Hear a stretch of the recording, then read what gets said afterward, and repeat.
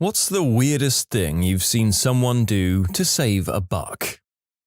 I was working in a restaurant in Montreal and the staff decided to all have a picnic and a few beers together. We all pitched in to get steaks, salads, and drinks. I invited a friend that didn't work with us and he showed up with a potato. Yep, one potato. He drank the beer, ate salad and steak. Oh, and he ate his potato too. Ugh. My brother had an old Fiat 127. The gas dial hadn't worked for a while, so sometimes he'd run out of gas. One time he was with my young nephew when it happened again. They pushed it for like half a mile. Arriving at the gas station, he realized it was rather more expensive than another gas station further up the road, so they pushed it for another half mile. I mean, if he was really smart, he'd just push the car everywhere and never have to pay for gas.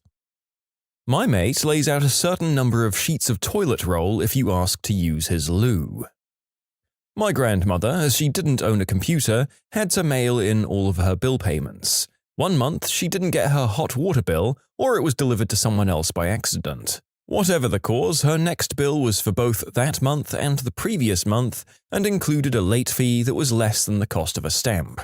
For the rest of her life, she skipped the bill one month and then paid both the next because she saved a few cents by just using one stamp instead of two. This was a woman who had somewhere around a few $1 million in the bank when she died. I went for a meal with a group of about 6 friends. When it came time to divvy up the bill, one friend said he hadn't got cash on him, but if we all chipped in the cash for our share, he'd put it on his card. He was also very keen to ensure we all put in a decent tip. It was in the UK, so tipping is common in a restaurant but not required. Our friend went up to the bar to pay, but unfortunately for him, another member of our party went to the restroom at the same time and was surprised to notice him paying in cash. We pulled him up on this and it turned out the stingy bastard was using our tips to cover his part of the meal. This chap has forevermore been ribbed as having short arms and deep pockets. He's trusted by no one. And rightfully mistrusted. That's an impressive level of debaggery. I hope that he was a truly entertaining guy to have around, because I'd actually be pretty annoyed about someone else trying to use me as their restaurant meal financer. My dad once took a broken fork to the aerospace company he worked for and had a highly skilled welder weld it back together. This was a cheap, crap dinner fork.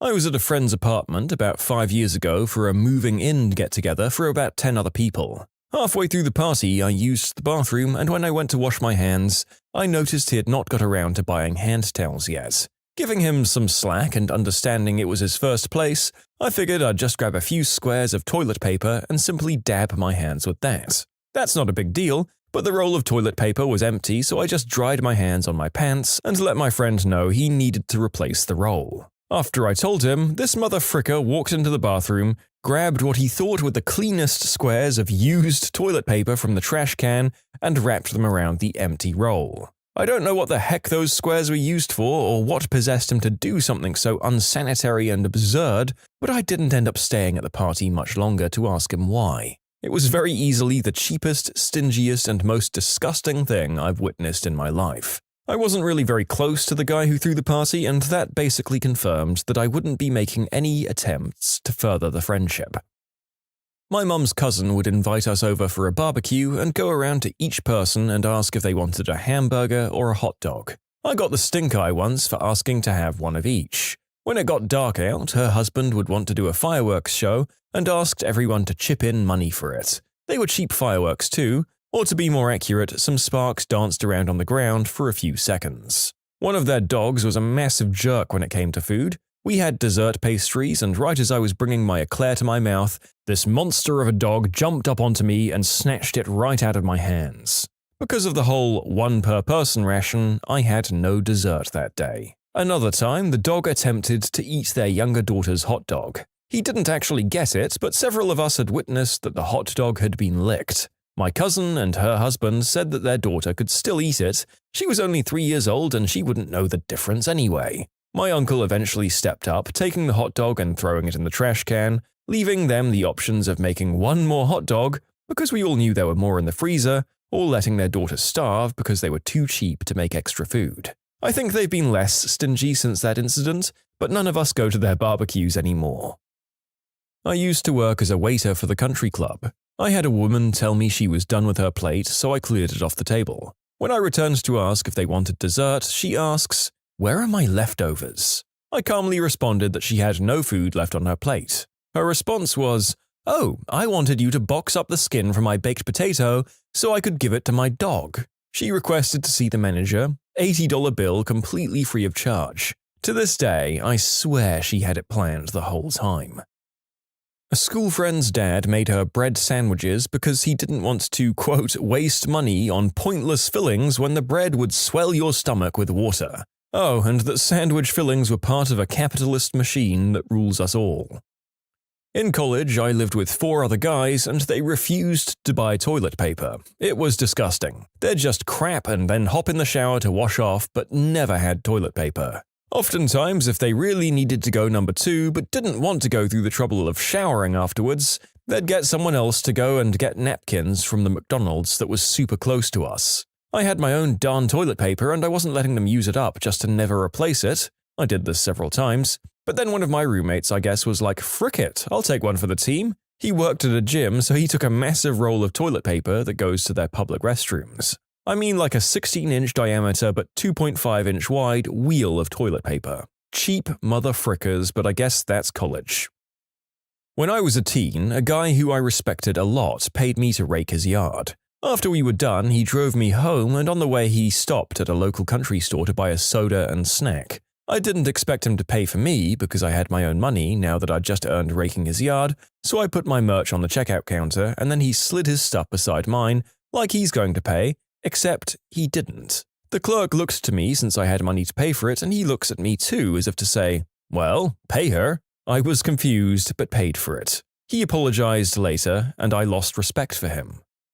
My flatmate stole toilet paper from his office when it was his turn to buy. Only he stole 1 roll and thought that was the equivalent of the 16-pack the rest of us bought. Seriously, you don't have to buy that often and it's like $2 to $3 for a 16-pack. Maybe he's embarrassed to buy toilet paper. Imagine the look on the cashier's face when he or she sees that you wipe your butt like an animal. I'm with your roomie on this one. I think all of us have had a flatmate this stingy in university. I think how hard we really judge him lies on whether he's older than his mid-20s. You should have had that behavior bullied right out of you by that point. Went out to dinner, the check came in. Let's say it was a total of $40 for 4 people. 3 of us put in $12 each for our parts and tips. The 4th person looked at the cash we put down, counted it, and put in $4. My friend's dad would abuse Walmart's return policy. He'd do things like get a gallon of milk, drink most of it, fill it back up with water, and take it back to exchange it. I've heard people admit they'll go to Costco for lunch and just walk around to every sample table, getting little free bites until they're full. Which is weird considering Costco sells actual lunch food at their food court for like $2, and they're giant portions too. A family friend of mine once told his parents that he was sharing his school lunches with a classmate, and that he was worried about this classmate's financial situation. His parents were concerned too. They met with the principal. Eventually, they asked their child which classmate specifically was in possible financial trouble. He named a kid from one of the wealthiest families in the country, billionaires. "We think he'll probably be okay." I'm sure there's much worse than this, but my boss is a millionaire. He owns a lot of companies, is well known in his industry, and is generally a baller. He splurges on us if we've done well, always picks up the tab if we're out, doesn't put a spending cap on things like Christmas parties, but one time I had to fly from the UK to America. To save money, I had to get 4 flights instead of 1 direct one. My journey took 24 hours instead of 11, and I had to do 3 days' work in the US literally 7 hours after I landed, jet lag and all. As if that wasn't annoying enough, the flight was booked to take off at 9 a.m. That meant getting to the airport at 6 a.m. I don't live anywhere near an airport and had to travel south to London, then get across London and then travel south for another hour to the airport. The whole journey could have been done in 3 hours at a push. Due to the time of day, public transport was limited. There was 1 train I could get that would have allowed me to make it. Considering there would have been 6 stages to my journey, I didn't want to risk any delays that would mean me missing my flight.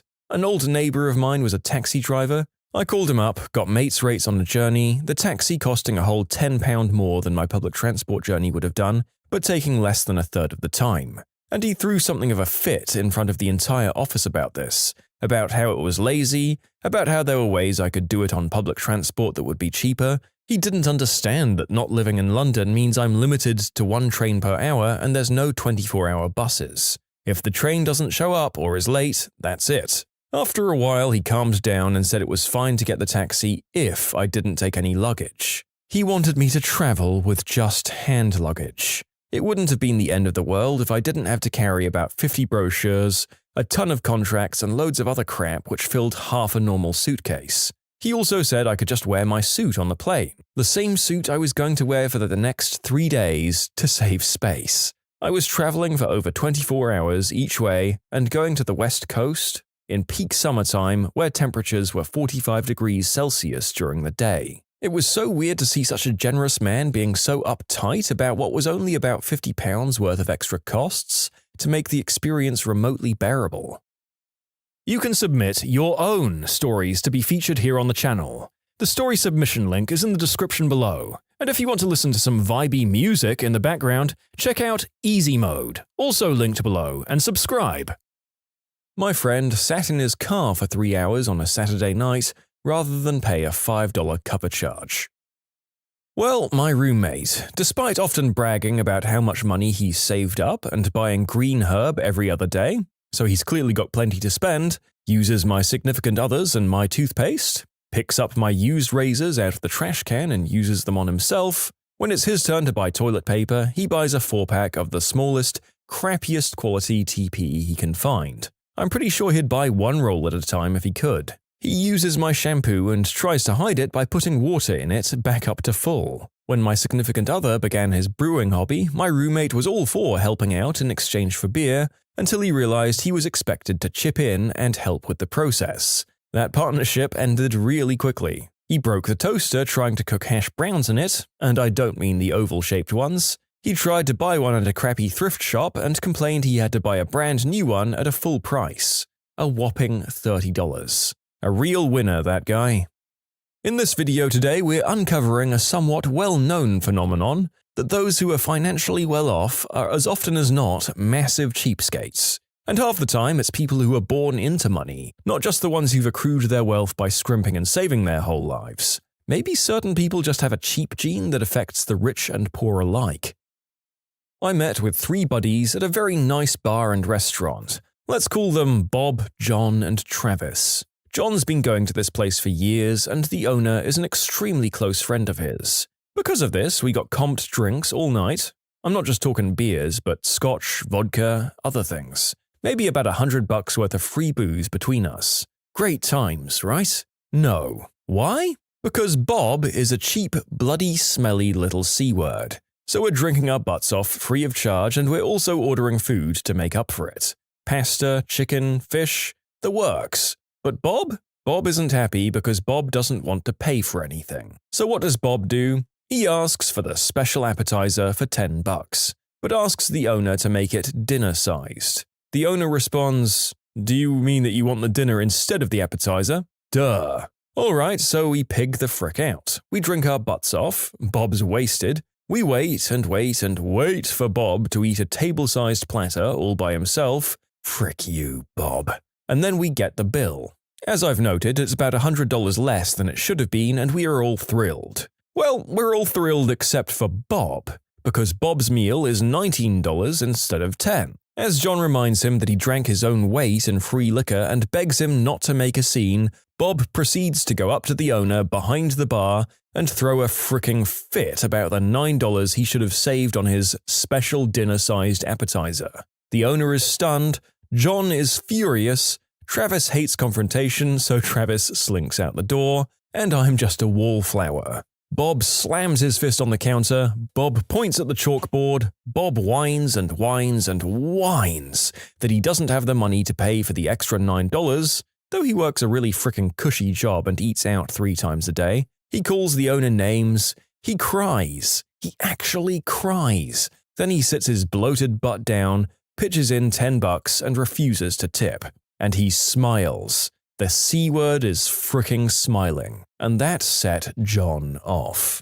John flips his crap, calls Bob every name in the book, and makes a go at me for trying to cover Bob just to get us the heck out of this place. He gets up on his chair. He throws handfuls of money in Bob's face like the guy is some fat, hairy Russian exotic dancer. Women are stunned, the owner is laughing, Travis is looking in the window, and I'm stuck with Bob as John finally pays the bill, tips his friend $100, and stomps outside, sending Travis flailing down the street. Bob looks at me, I look back at him, and his only reaction, "What a Jew, am I right?"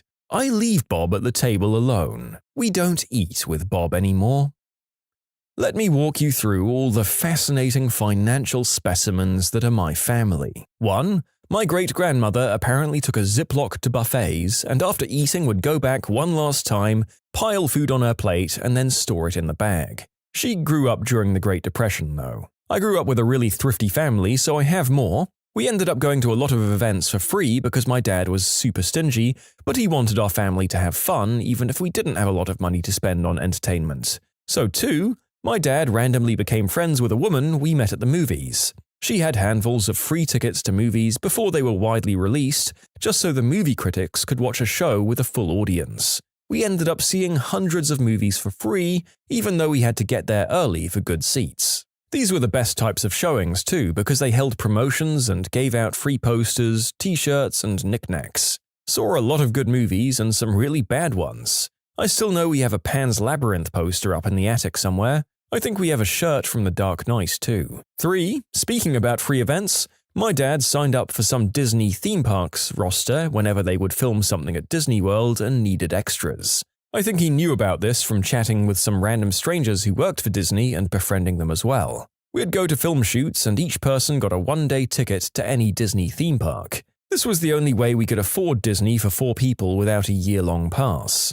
Unfortunately, Disney isn't as fun without money because you miss out on a lot of the food and souvenirs, but other than that, it was nice to attend for free. Speaking of food, we'd bring food from home to eat instead of eating there. Some film shoots were early in the morning and we could roam the park the same day before everyone else showed up, so we were the first in line for everything. It was pretty nice. And 4, my dad has this strange habit of befriending random strangers at events and them having extra tickets to places. He'd also have friends that knew about free concerts and festivals everywhere in the state of Florida. We had free tickets to see the circus twice, the Knights Jousting on Horses dinner thing, medieval times, a lot of figure ice skating shows, so many museums, and a crapload of concerts. 5. He and my mum always entered radio contests and they were lucky enough to win a lot of them. More free concerts and some really good seats. Once saw Elton John in the first few rows. Saw Michael Bublé just when he was getting popular. Funny story, during the concert, Michael hugged my mum.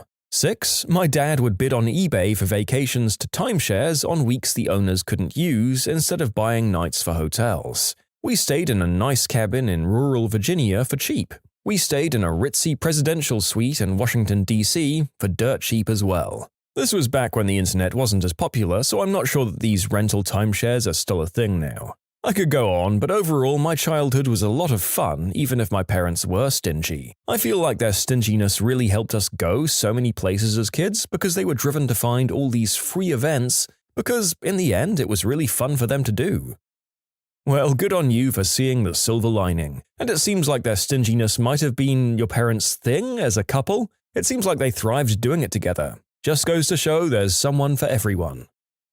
My father gets free boxes at the post office. Free as in you're supposed to fill it, bring it back and pay to ship it. He skips that part and just takes the priority mailboxes home with him. Didn't know about this routine until around Valentine's Day when we were running errands and he said he had to stop to get a free gift box for my mum. Sometimes he'll grab a couple of the cushy bubble envelopes to roll up and use as filler to keep the gift safe. My mum is the opposite. She always buys boxes, wrap, tissue paper, ribbons, and tags, so at least one of them supports the gift decor industry. Sorry, USPS. So I work at a grocery store, and every year we have a donation competition for muscular dystrophy. We have people sign and buy shamrocks that go on the walls, and we have a small cup for change donations. One day, a lady comes in, very rude, resting witch face. Everything's a problem, you get it. So as I was checking her out, she digs through her wallet looking for a $100 bill, and the order was $53.59. She found the bill, and instead of taking change, she goes, "Looks like there's 59 cents in here," and digs 59 cents from the donation cup. I wanted to say something, but she would have made a scene. Instead, I just threw $1 into the cup. Bought a cheap imitation cell phone case that looked like one from Otterbox, destroyed it, and went to the Otterbox shop to get a replacement. There's a big fishing tournament every summer near me, and the people that set it up go to Home Depot and buy like $2,000 worth of flowers and then just return them after the event.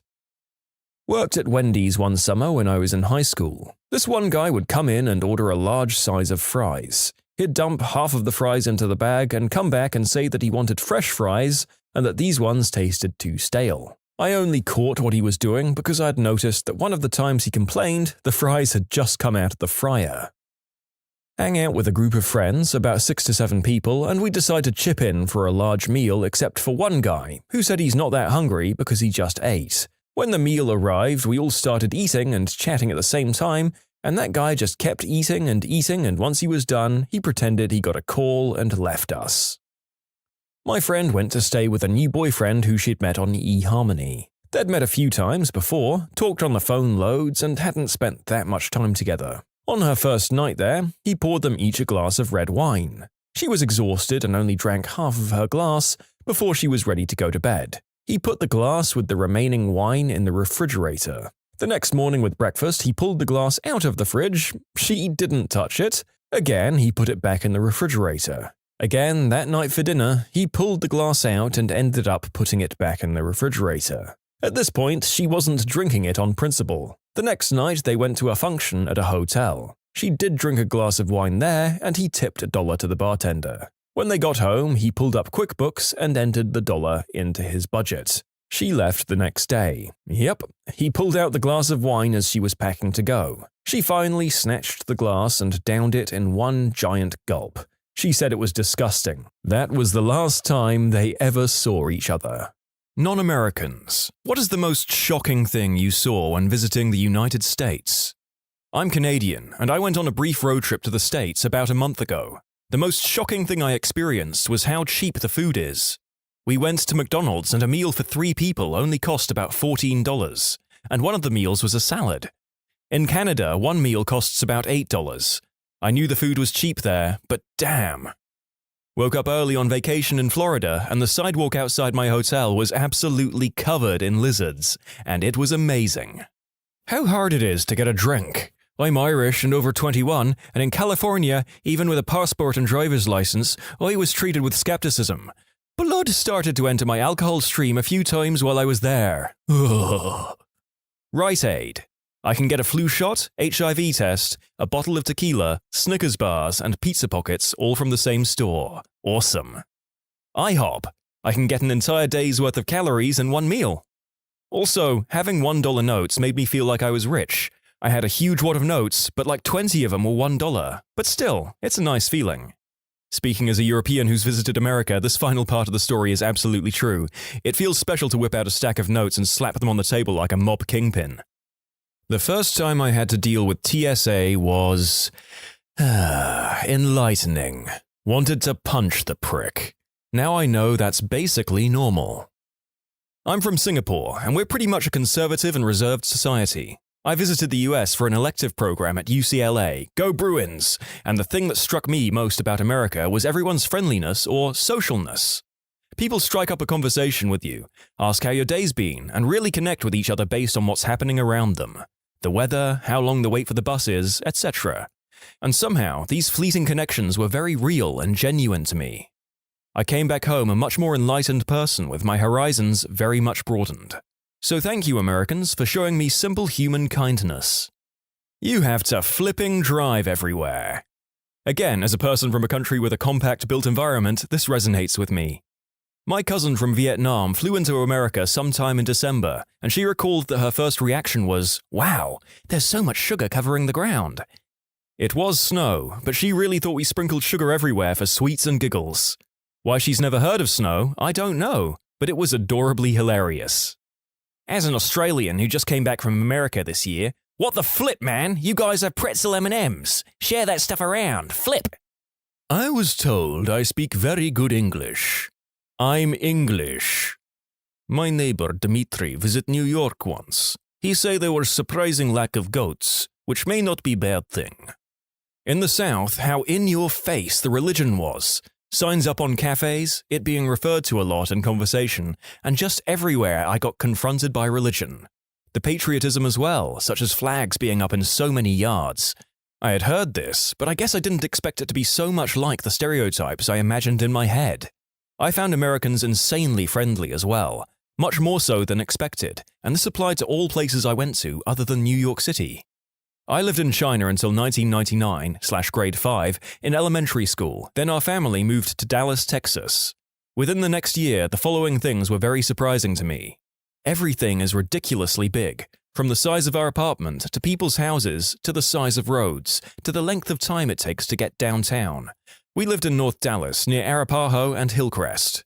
School classrooms resembled something like a wonderland. There were bright colors everywhere. Tables are put together into clumps instead of ordered in neat rows from back to front. Then there were stuffed papier-mâché animals on the walls with people's names on it. Cute little mailboxes for everyone, TVs and computers in every classroom, a cafeteria filled with tasty foods and snacks, and a playground with swings. We were learning 400 times 5 equals 2,000 in math class. The nice people at church actually took their religion seriously. Like, actually believed it to be real.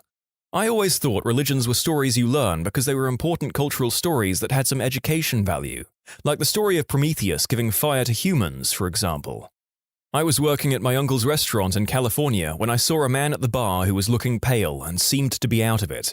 His hands were clammy and he was not fully aware. I knew these were symptoms of a heart attack and he was unresponsive, so I called the ambulance.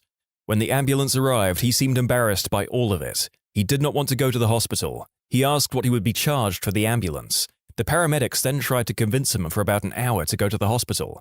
He declined over and over again. I offered to drive him home, but he declined that too. This experience really hit home and made me feel for my neighbors in the United States. In Canada, people don't have to make a decision about something like this. The fact that people have to make health decisions and make their own diagnosis, prognostication, and take these kinds of risks made me really feel for people who are uninsured/uncovered. As someone who has had reconstructive labrum surgery, tonsil/adenoid removal, and several other emergency room experiences, I vowed to never complain about the medical service I receive in Canada, regardless of how long I have to wait. I got beat up real bad one time and someone called an ambulance. I tried to refuse, but they talked me into going with them to make sure I didn't have a concussion or internal bleeding. I even tried to talk them out of giving me an MRI or maybe CAT scan once I got there, since I didn't have insurance. The nurses said not to worry about that. Total bills were $7,004. Whole camps of homeless people living under highway overpasses in New Orleans. In New Orleans, those people are referred to as the middle class. I was in the M&M superstore in Times Square, and I saw a woman so fat, just so fat, she used a scooter. That's unfortunately not exceptionally unusual. I'm from Australia, and I couldn't believe how high the water levels are in your toilet. My berries nearly touched the water. Also, you drive through ATMs. Crazy. Yeah, when I went there, I suddenly realized why their toilets overflow when they get clogged. This is a very strange and alien thing to most of us outside the country. Perhaps someone can explain it. A homeless man in Seattle called me a good-for-nothing N-word, word for word. Keep in mind that at the time this happened, I was a 14-year-old white kid with a steadier job than he had. Homeless people are like ghosts in America. Nobody acknowledges them, we are frightened by them, and even sometimes amused. I was at a McDonald's in the US, and no one kicked my ass for wearing my futuristic computer glasses. Because it isn't like Paris. Tax. Why not put a flipping price sticker that includes it, so I don't have to work out if I have enough money for everything? Yes, this is so true. I've had to bust out the calculator in advance for nearly every major transaction. Wouldn't say it would be shocking, but just a tad startling. Basically, flags. Flags everywhere. On the pavements, in the windows, on the side of buildings, up poles, on cars, on doors, on posters, pretty much anything it could be stuck to. Oh, and the real comfy feeling of diners. Genuinely felt welcome in any I went for a cup of tea in. Always got a raised eyebrow and a question when I asked for hot tea instead of iced tea. I'm from Canada too, and I visited Anaheim. Portion sizes were gigantic. I swear they slaughtered 5 chickens for my girlfriend's dish at the Cheesecake Factory. The next morning's breakfast at the hotel was huge too. I felt like I was going to explode after. Also, corn syrup and everything. The ketchup and Coke were thick. Was definitely weird, and I wasn't a big fan of it. Seriously, if you're wondering why you have an obesity problem, this and the last point are part of it. I know obesity is a global issue, but fixing it starts at home. I was also surprised with how friendly and forward people were. Random strangers would talk to us, and staff were nice. Everyone spoke louder than back home too. This wasn't just at Disneyland, but also at small places on Newport. Speaking of Newport, we went to Balboa Island. Just off the island is a huge plastic surgery complex. That was interesting. Oh, and Americans take their schools seriously. Many houses on Balboa had university flags flying, and I saw a lot of UCLA and USC shirts. Oh, and girls breaking into song in the middle of the street? I found this confusing. I wasn't sure whether to find it endearing or cheesy. If anyone did that back home, people would think they're insane. But in America, I saw this multiple times. Holy car! I didn't expect that many responses to this. So to clear some things up that are getting repeated in the comments, I now understand that Canada also has HFCS in many foods. However, I did still find Coke and ketchup sweeter and more syrupy. That's what I meant by thicker. In regards to Cheesecake Factory, we ate there the day we arrived. There's not much choice in local food when you're on the Disneyland resort. Plus, my girlfriend's organization she volunteers for sends the people they help to Cheesecake, so there was a bit of meaning to it. Oh, and in regard to schools, that's interesting that it's sports teams. I believe my school, the University of Alberta, has pretty good teams, but no one really cares unless they're directly affiliated with them. They seem more like clubs here. Interesting to see the difference there. I'm also leaning towards good in regards to girls singing. Life could always be more like Hairspray. My first visit to America was Detroit. I haven't been back to America since. See, the problem is you went to Detroit. 90% of American citizens are too afraid to visit Detroit. Hey, lay off Detroit. Them people are living in Mad Max times. I was on the West Coast for about 2 months a couple of years ago. I'm from the Netherlands. Things that struck me. Portion sizes. Your small pizza is our large pizza. Your medium pizza is our family pizza. Your large pizza doesn't fit inside our borders. Clean streets. I saw a lot of $1,000 littering fine signs. Must have worked because there wasn't so much as a cigarette butt on the streets. Space! You have a lot of it. Everything is bigger, taller, larger, wider, and further apart. Food is cheaper than in Europe. Alcohol is more expensive. I figured out why you don't see a lot of American cars outside of America. I'll stop here before I insult people. I visited a Giants game in San Francisco and couldn't believe my eyes when Giants and Cardinals fans were sharing a couple of beers and eating hot dogs together while cheering for different teams. In Europe, we have to separate soccer fans from the moment they arrive in the game city until the second they leave, to stop them from bashing each other's heads in. Also, the entertainment value with all the songs and games is much higher than in European sports matches. TLDR, when you're from Europe and visit the USA, it's like somebody puts the contrast on your TV on maximum and turns the volume up. Rich people are richer, poor people are poorer, sweets are sweeter, laws are stricter, sports are more fun, everything is bigger, and man, do you guys build crappy cars. The amount of self-segregation that blacks and whites do in St. Louis, a city whose black-white population is basically 50-50. I almost never saw mixed-race groups of people socializing. It was either all black or all white. The two societies are almost separate. I have been here for 3 months on an internship. Things I have noticed. That whole patriotism and American ideal is dead in the youth. No one believes in the American dream anymore.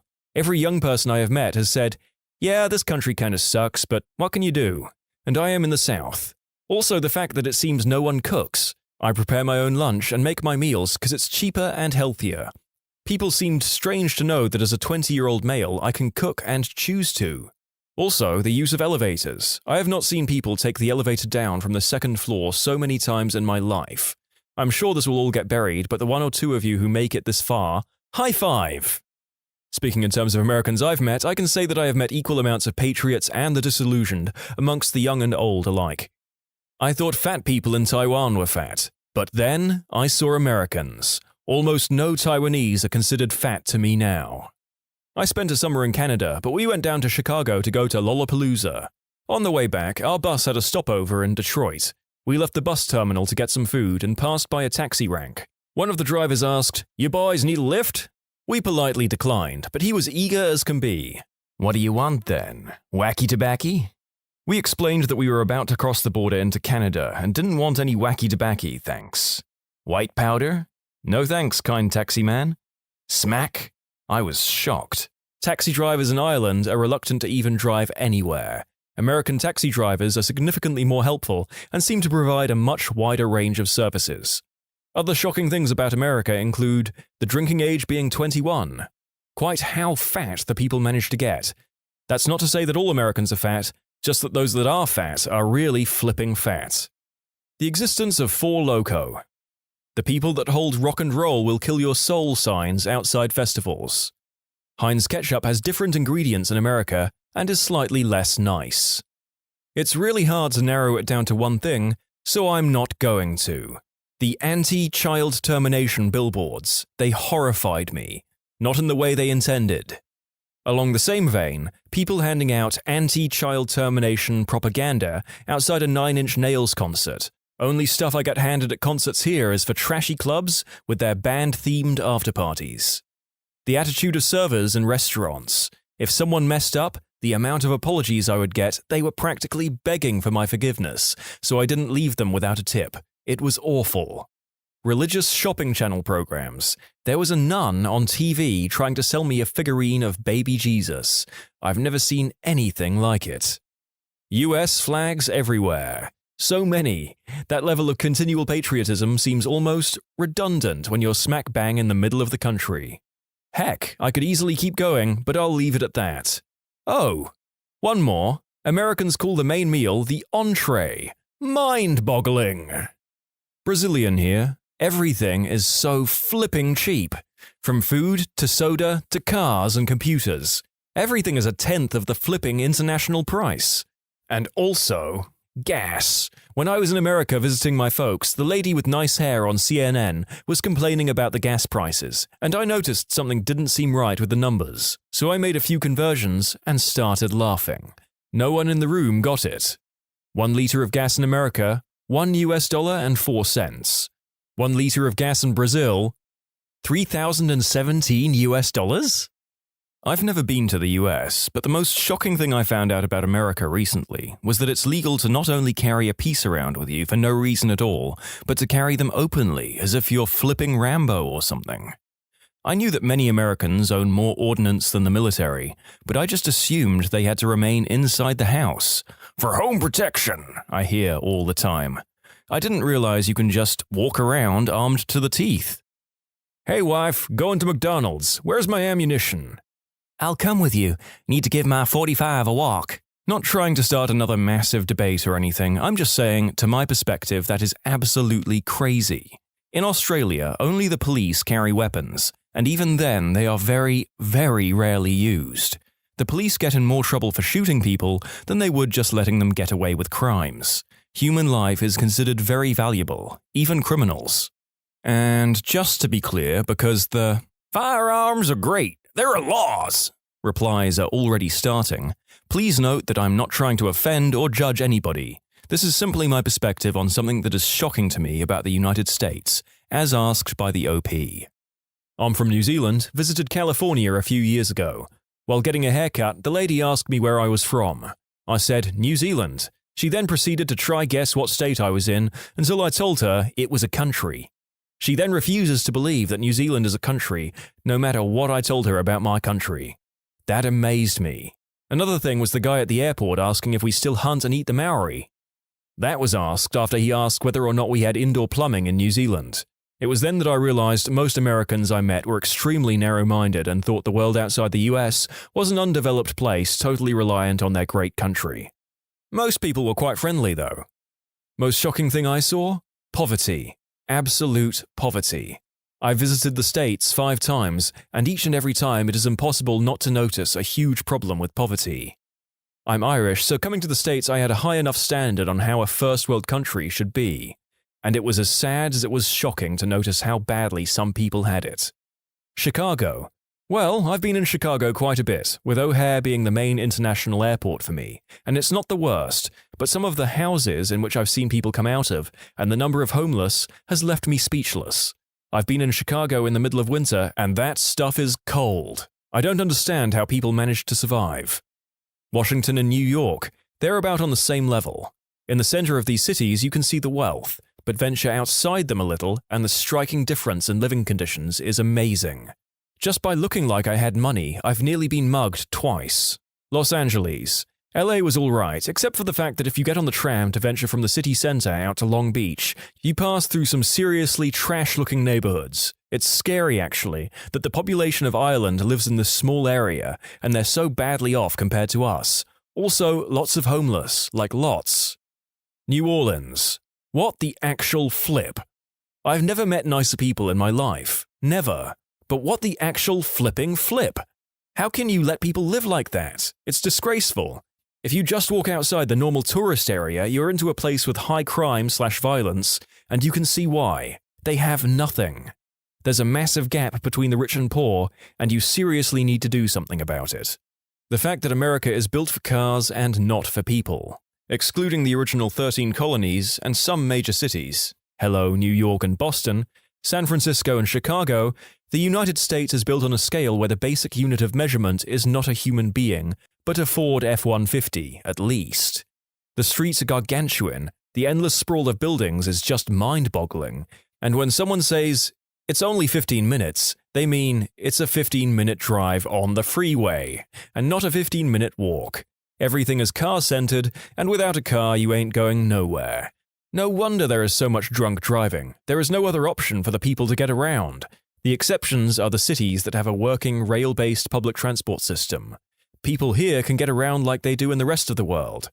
The scale of the place, the fact that everything is so insanely spread around, makes the entire urban area of the country seem incredibly empty, anonymous, unwelcoming, and just depressing at times.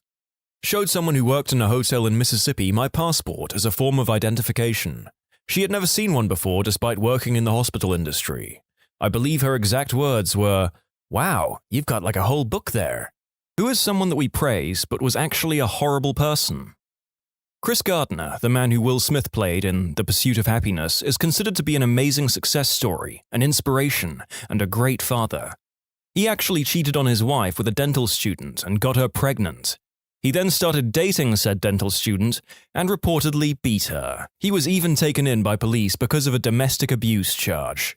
Dr. Seuss was having an affair with a woman while his wife had cancer. His wife killed herself because of it. Charles Dickens dumped his wife of 10 kids and 22 years for an 18-year-old mistress. When she called him out on it, he publicly called her a fat jackass. I'll just repost my answer to a question similar to this that was posted a while back. James Cameron. His movies are great, but he's such a butt. There's a reason why the crews to your movies are constantly revolting against you. He's been married 5 times.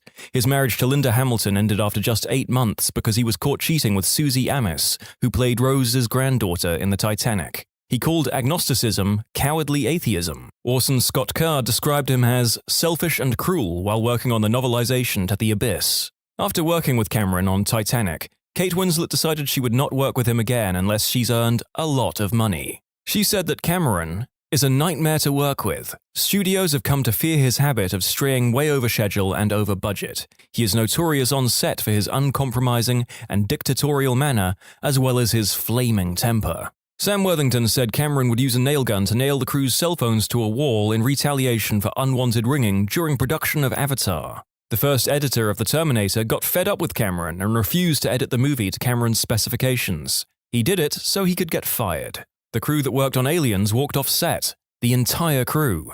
They eventually came back after a lengthy negotiation and an apology from Cameron for his conduct. Composer James Horner refused to work with him for 10 years after doing the score to Aliens. Ed Harris and Mary Elizabeth Mastrantonio still refuse to talk about their experience working with him on The Abyss. Some few things that are known is that Cameron ordered the actors to go to the bathroom in their diving suits to save time between takes, and every actor in the movie had major breakdowns at some point during the production of the movie. One of the few things that Harris has said is that he was driving home one day while shooting and spontaneously started crying, and he had to pull to the side of the road until he stopped. Mastrantonio has just said it was a horrible experience. The cast had to relieve their anger by completely destroying their dressing rooms, tossing couches and ripping the walls apart. Cameron has admitted that the only reason why he made the Titanic was to get the studio to finance his dive to the actual ship. He went to the studio, opened a book of Titanic paintings, and said, "This ship, Romeo and Juliet." They greenlit the movie on the spot. His reputation is legendary in the business. During the 70th Golden Globe Awards, Amy Poehler joked about the controversy around the depiction of the torture in Zero Dark 30, a film co-produced and directed by Cameron's second wife, Kathryn Bigelow. Poehler said, "When it comes to torture, I trust the lady who spent 3 years married to James Cameron." Wow, I knew that Cameron and the film crew of Aliens didn't get along, but I didn't realize he was the directing equivalent of Edward Norton. Steve Harvey. He was married 3 times and cheated. All 3 times. As a result, he was divorced 3 times. Still writes books on relationships, not to mention his views/lack of understanding of evolution. Abe Lincoln got the nickname Honest Abe because of impartial judgment during cockfights. Okay, so I desperately wanted this to be true, but I've done some research, and this anecdote appears to be one of a number of many small events that might possibly have contributed to the name Honest Abe.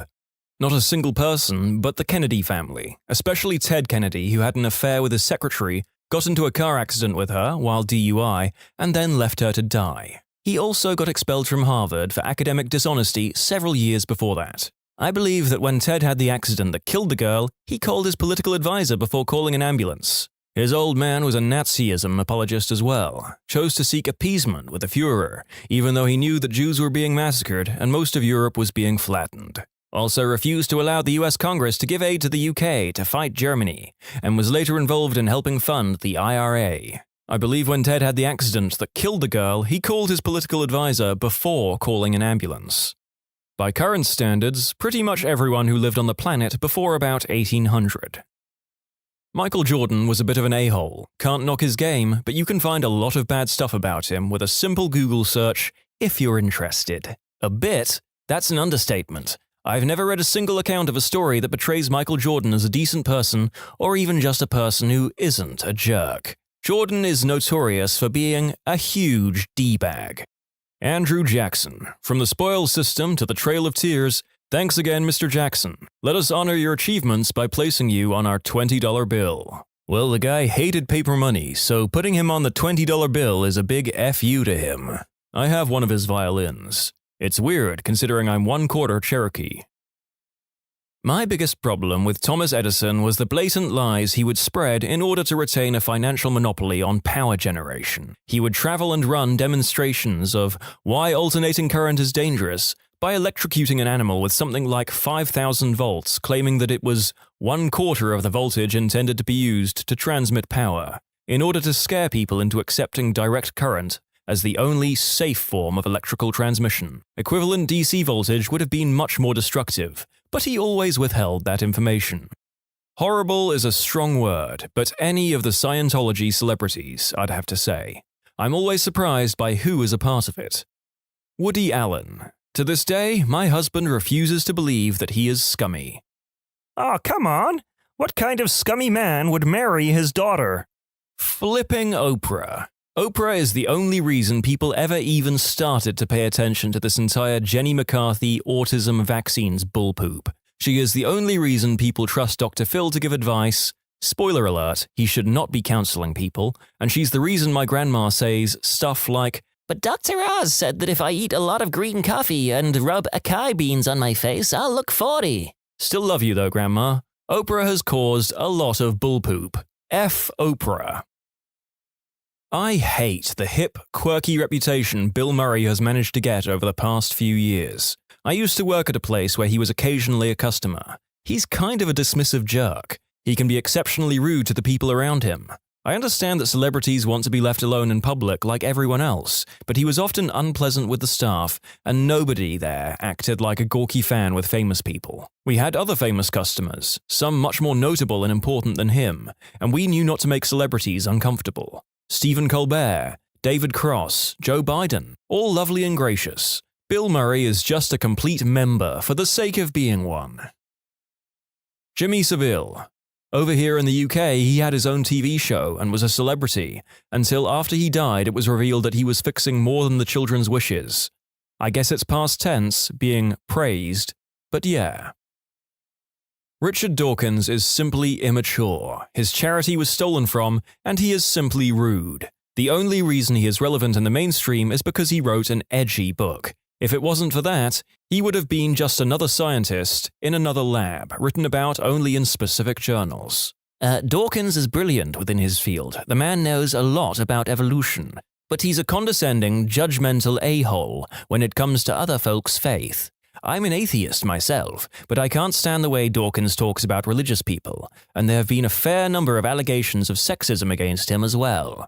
The atheist community could do so much better than Dawkins. I can't stand Dawkins. He's so gosh darn smug.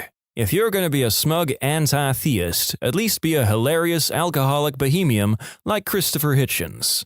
I'm inclined to agree with the people commenting on this. Dawkins may be smart, but they really need to run his commentary through a spin doctor first. I wouldn't say horrible, but Nelson Mandela is given a free ride on a lot of things. I'm going from memory here and on mobile, so I'm sure someone will correct any errors. For starters, he promised South Africa the Freedom Charter, essentially a 1945 UK-style welfare state, whilst simultaneously selling much of the country's industry off to foreign companies. He had written a lot in Robben Island about how the only way South Africa could go forward was by nationalising industry. He essentially promised a welfare state he knew he couldn't provide, and doomed the poorest of the nation. John Pilgar's Freedom Next Time is a fantastic book about this. He argues that in part thanks to Mandela's actions, South Africa became an economic apartheid, which was just as bad for the people in townships than actual apartheid. He also supported Mbeki's assertions that HIV didn't cause AIDS, and that anti-retroviral drugs were a Western conspiracy. The thing is, weighed against the good he did in South Africa, and how much he helped that country heal, perhaps it isn't that significant. It just annoys me that people are completely unwilling to recognize any of these pretty big flaws. I would treat him as a George Washington. He's not a man who lived, he's the father of the nation and gets a lot of passes for that. You need something to center the culture on. He's a myth, not a man. Jimmy Page and Led Zeppelin kidnapped a 14-year-old girl. Wow, I never knew this. In 1972, Page was hanging around a nightclub and laid eyes on 14-year-old Laurie Maddox. He liked what he saw and didn't give a flip that she was underage by, well, a lot. Why should he, after all? The club clearly didn't. As the young, handsome lead guitarist in the biggest rock band in the world, Page was probably very shy and awkward around girls. So, instead he sent roadie Richard Cole to Maddox's table with the message, "Jimmy told me that he's going to have you whether you like it or not." The roadie then grabbed her and chucked her in the back of the limo, saying, "You effing move and I'll effing have your head." From there, they drove back to Page's house, where he and Maddox proceeded to have lots and lots of dirty, unspeakable acts. Of course, Page knew this was incredibly wrong, and if word got out, he was screwed. So he did the only responsible thing he could think of. For 3 long years, Maddox was for the most part kept behind closed doors, so the relationship with Page wasn't discovered and he wouldn't end up in jail. King Arthur.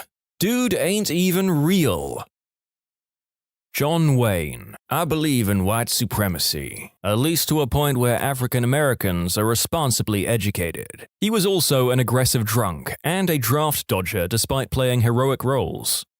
Pablo Picasso, genius artist though he undeniably was, treated the people in his life like trash. Affairs on top of affairs. He drove his first wife into a mental breakdown and literally turned their only son into Picasso's chauffeur. He had a child with his first mistress, who he played mind games with on a daily basis for the rest of her life. After he died, she killed herself. His second mistress he drove into a mental breakdown. His third he physically abused. He did have 2 children with her, who he refused to legally acknowledge for years. And his second and final wife, treated like a doormat, who also ended up killing herself after he died. Oh, and after he died, his second wife barred all of his previous family from his funeral, including his grandson, who was so distraught by this, he killed himself too. Amazing, amazing artist, but totally effing sadistic in how he treated the people around him. Oliver Cromwell is massively praised and admired in Britain, often making it into lists of the top 10 greatest Britons in British history. Meanwhile, he is universally vilified in Ireland, and regularly makes it into lists of the top 10 greatest villains in Irish history. I find it quite amazing that the British ignore his genocidal campaigns in Ireland and prefer to erect massive statues of him outside their parliament instead. I mean, I know I'm supposed to praise dear leader, but Kim Jong-un is kind of a d-hole. Arnold Schwarzenegger, illegitimate child with the maid working in his house, reduced the sentence of a convicted murderer for a political friend, signed into law the biggest tax increase in California ever whilst campaigning for lower taxes, and an overall disgusting political weasel. And yet, still one of the more respectable figures in the modern GOP. Jebediah Springfield, aka Hans Sprungfeld. Ronald Reagan was probably involved in the Iran-Contra affair and dealing with Iran before the election against Carter. Republican ties let Iran know they'd get a better deal if they waited until after the election was decided to release the hostages, after which Reagan's staff sold them weapons for gold, which was then funneled into South American right-wing terrorist organizations that killed thousands of people in cold blood. That and his economic policies have led to a lot of the crap we are dealing with today. Mother Teresa. She said that people needed to suffer to be closer to God and would deny medical care to people under her care, so they would suffer and die. One case that changed my opinion was a teenage boy who had a kidney problem, easily fixed by surgery, but the nuns of the order refused to allow him to be taken, and instead just gave him aspirin and waited for him to die. She also diverted a lot of the money donated meant for helping poor people towards extreme pro-life positions, including stopping legal contraception. John Lennon. Not only was his talent blown out of proportion, Imagine is probably the most overrated song of all time, and unintelligent, he was clueless about social issues, he was a pretty horrible person in general. He would beat his family and verbally abuse his son, Julian, who stated publicly that Paul was more of a father to him. On one occasion, Julian was laughing, and John yelled, "I hate the way you effing laugh," and sent him away. There is a long list of horrible things he has done. Winston Churchill wanted to start World War III against Russia the moment Germany was divided up. Oh, and William Wallace. After the Battle of Stirling Bridge, he skinned one of the English lords and made a belt out of his skin. Even for the time, it was needlessly barbaric. Steve Jobs. Misogynist, all but abandoned his daughter for years, a-hole to most people he met, most Appleites will tell you that he sucked as a boss, and that Tim Cook is far better. He deserved to get fired by his own company, as he did early on. Marlon Brando showed up to Apocalypse Now 50 pounds overweight and didn't know a single word of his lines, which is the reason he appears in shadows the whole movie. He's also notorious for being extremely difficult to work with on sets, often never memorizing his lines and having cue cards. The fact that he didn't prepare for roles and was reading cue cards makes his acting even more impressive. Snoop Dogg or Lion or whatever the flip his name is now. People seem to forget that he actually murdered someone but got away with it, but everyone praises him as a chill dude who smokes herb and advocates for legalization. Isaac Newton. Seems like he went out of his way to demolish Leibniz for having independently developed calculus. Christopher Columbus was a horrible human being who pioneered the sex human traffic trade in the Americas using 9 to 10-year-old girls. He was also wildly racist toward the Lucayan natives of the West Indies and once said, "I could conquer the whole lot of them with 50 men and govern them as I pleased." Yet he is honored in the same way Martin Luther King and Abraham Lincoln are, with a holiday thanks to the Knights of Columbus, a 20th century all-male Catholic group who lobbied Roosevelt for a Catholic role model for boys to look up to. J.D. Rockefeller was a huge piece of poo who tried to cover it by donating a huge chunk of his fortune to universities and medical research. Really though, he was an a-hole. He rigged up explosives in mines and blew them up to send his miners running. The ones that made it up to the surface were then shot as they ran out of the mines. Of course, Rockefeller denied that he had anything to do with it. Jerry Lewis, the telethon guy. He reaped all this goodwill while taking advantage of children with disabilities, using them for his tearjerker broadcasts. He has made awful public comments like that people with MD are living as half a person, and has called people cripples, and reacted poorly to people criticizing the way he strips disabled people of their dignity. The telethon has refused to make their financial records available and account for where all their donations go. Jeremy Clarkson. Venerated by many Redditors, yet he possesses many of the qualities that would make most people here label anyone who had those qualities an industrial-strength D-bag and a-hole. Uses racist language, makes offensive comments, cheats on his wife, punches a co-worker because he doesn't like the food he's given his co-worker a mouthful of abuse for no good reason, then laughs about it because he thinks he has a guaranteed fan base that will turn a blind eye to his scumbaggery. Also, he knows whatever he does, he is financially bulletproof. If the BBC kick him out, another network will pay a fortune to have him on their books. That last bit aged really well. It seems that a few people here have only ever learned about Guy Fawkes from V for Vendetta. So here's a reason to toss out your Hot Topic mask, in addition to the whole sweatshop labor thing. Dude was a religious zealot. The entire goal was to get rid of those danged Protestants. He didn't want to blow up Parliament while being the first person to scream "anarchy in the UK." He had a very clear idea of the government that he wanted to replace the current one with. The group of conspirators were kinda basically the Catholic version of religion-based terrorist cell. Additional fun facts that don't contribute to him being a jerk. He was just the guy who got caught, since he was the one in charge of setting the fuse. He changed his name to Guido when he was in Spain trying to muster up help to dismantle the Protestant powers in England. Che Guevara, who helped Fidel Castro overthrow the Cuban government and has since become the poster boy for revolution. Anyone who spoke against the revolution was taken by his guerrilla, murdered and buried. They would then return the burial address to their widows. Frank Lloyd Wright. There are many stories of him not paying people and how much of an ass he was because of his ego. He told his boss, Sullivan, to give him a 5-year contract and enough money for a house which he built on the outskirts of Chicago, and then started designing homes behind Sullivan's back for wealthy clients. He left his first wife and 6 kids for a client's wife, and they went to Europe for a year. He came back, got money from his mom, and settled in Wisconsin. It was there that a servant set the house/studio on fire and murdered Wright's second wife, her 2 children, and 4 others. Wright married again, but she was addicted to morphine and was divorced after a year or so. Despite charging high-end clients a lot of money, he was always short on money because he brought a lot of art, which was destroyed in the fires at his home/studio. There are also stories of him being rude to clients and telling them to stick it. Amazing architect, though. Probably anyone before 1960 we praise was damn near absolutely a racist. Plenty after too, for that matter. It's a hard question because of moral relativity. Is it okay to judge past people by modern standards? Furthermore, as Lord Atton said, paraphrased, great men are almost always bad men. Great men like Julius Caesar, Alexander the Great, Genghis Khan were undoubtedly genocidal by today's standard. Also, the question of what constitutes bad. Gandhi was a racist. Mother Teresa espoused Catholic doctrine and taught the poor complacency while bringing in money for the church that could have better been spent to improve the lives of those she purported to help. Martin Luther King Jr. cheated on his wife. Short answer, all of them. Great and good people are still only human. They all had flaws.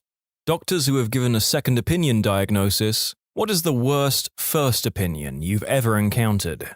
I'm a surgeon. Most patients come to me after having seen another physician who has diagnosed them with something and told the patient to see a surgeon. I've been called to see more than one patient for appendicitis who has already had an appendectomy. I've also been called in multiple cases for patients who very obviously have previously undiscovered very advanced cancer. It's always too far advanced for me to be of help, so I have to wonder, am I being called so I can be the bad guy and explain everything? Yes. The answer is yes. This is the opposite answer, but the best request for a second opinion came from a CVS Minute Clinic. Young, healthy law student goes to Minute Clinic. Has the flu, this was a few years ago, no Rona, feels awful. They check him out. Yup, he has a fever. Aches, sore throat, it's the flu. Flu swab positive. His clinic vitals were notable for a heart rate of 140. A bit high, but not crazy high. Reassuring numbers are under 100. The guy otherwise walks into the CVS and is a healthy young guy. Would have been pretty easy to dismiss it. Anyway, the minute clinic says go to the ER, you need an EKG. So the guy follows orders. ER chief complaint is, I have the flu and CVS told me to come here. ER gets an EKG and he's in slow VT, which is a life-threatening arrhythmia that you have to be shocked out of. They take a look at his heart and it was giant and barely moving. He had an insane myocarditis. Dude ended up getting cannulated for ECMO within hours, cardiac bypass machines as life support. I can't say all Minutes clinics are the same, but holy crap, that was a great save. I'm a gynecologist. The number of times I've seen patients pregnant and upset or happy because some other doctor told them they can't get pregnant, so they didn't use birth control, is appalling. Usually, it's family med. Not ragging on all FM docs, just how it goes. I then have to explain that even if the patient has whatever condition that makes it unlikely for them to get pregnant, the odds are almost never 0%. Maybe less than 1%, but still not a zero, so of course it can happen.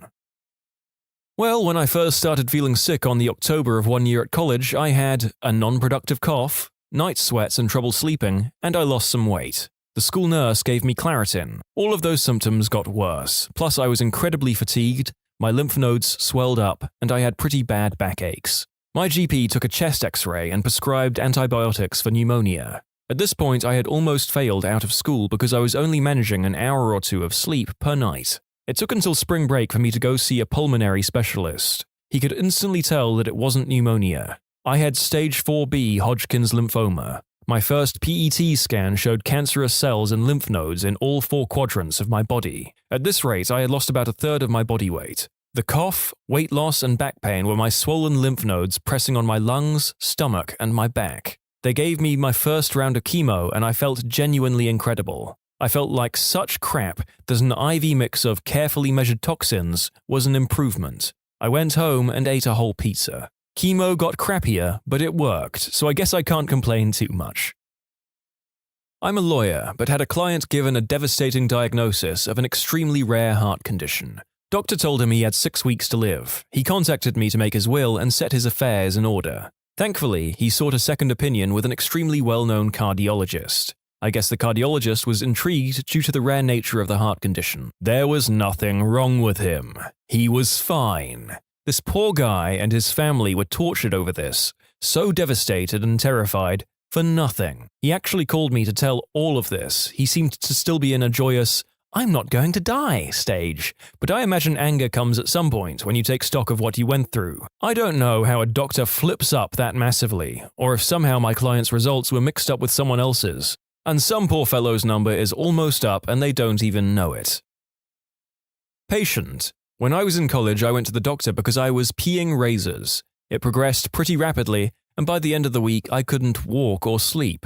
The doctor asked me about my romantic life, and I told him the truth that my girlfriend and I had only been with each other and together for many years. He sort of scoffed at that and told me it was likely chlamydia. He had a long condescending speech about safe, fun times with me and then sent me home. A week later, my pee tests were back. Turns out I had the worst bladder infection they'd ever seen. I had to have a camera shoved up my pee hole, multiple rounds of antibiotics, and to this day I struggled to pee due to irreversible damage in the infection caused. I don't know about you listeners, but the story made the narrator feel sympathy pain in his nether regions. I have one that happened to me. I did college gymnastics. My senior year I had an accident in practice landing on my neck. Went to the hospital, got x-rays, was told I was perfectly fine. Walked around in pain for a while. Weeks later went to another doc, got a new set of images. My neck was broken in 3 places and had a dislocation. Had a multi-level fusion surgery days later. Found out my x-rays got swapped with someone else's in the ER, and I was originally diagnosed based on someone else's images. This was found out when I went to get my recordings long after my surgery for insurance purposes, and had my files and someone else's medical records and images in it. Because of the time I spent walking around with it, I have had a posterior surgery instead of anterior, which is way more invasive and gives me major issues to this day. Not a doctor. My husband had a situation where he almost died because of misdiagnosis. To preface this, at the time, we were young in our mid-20s, living in a college town. My husband had horrible pain, on floor on hands and knees, horrible. We went to the ER and the doctor barely looked at him and just told him to stop drinking and it would be fine. We go home, the pain is getting worse and now he is vomiting. As soon as the doctor's office opens back home, where we grew up, we drove 1.5 hours to see our primary care. Within 15 minutes of walking into the GP office, my husband was rushed to emergency surgery. His gallbladder had almost completely ruptured and he was going septic. It was a total mess and he almost died because of a misdiagnosis.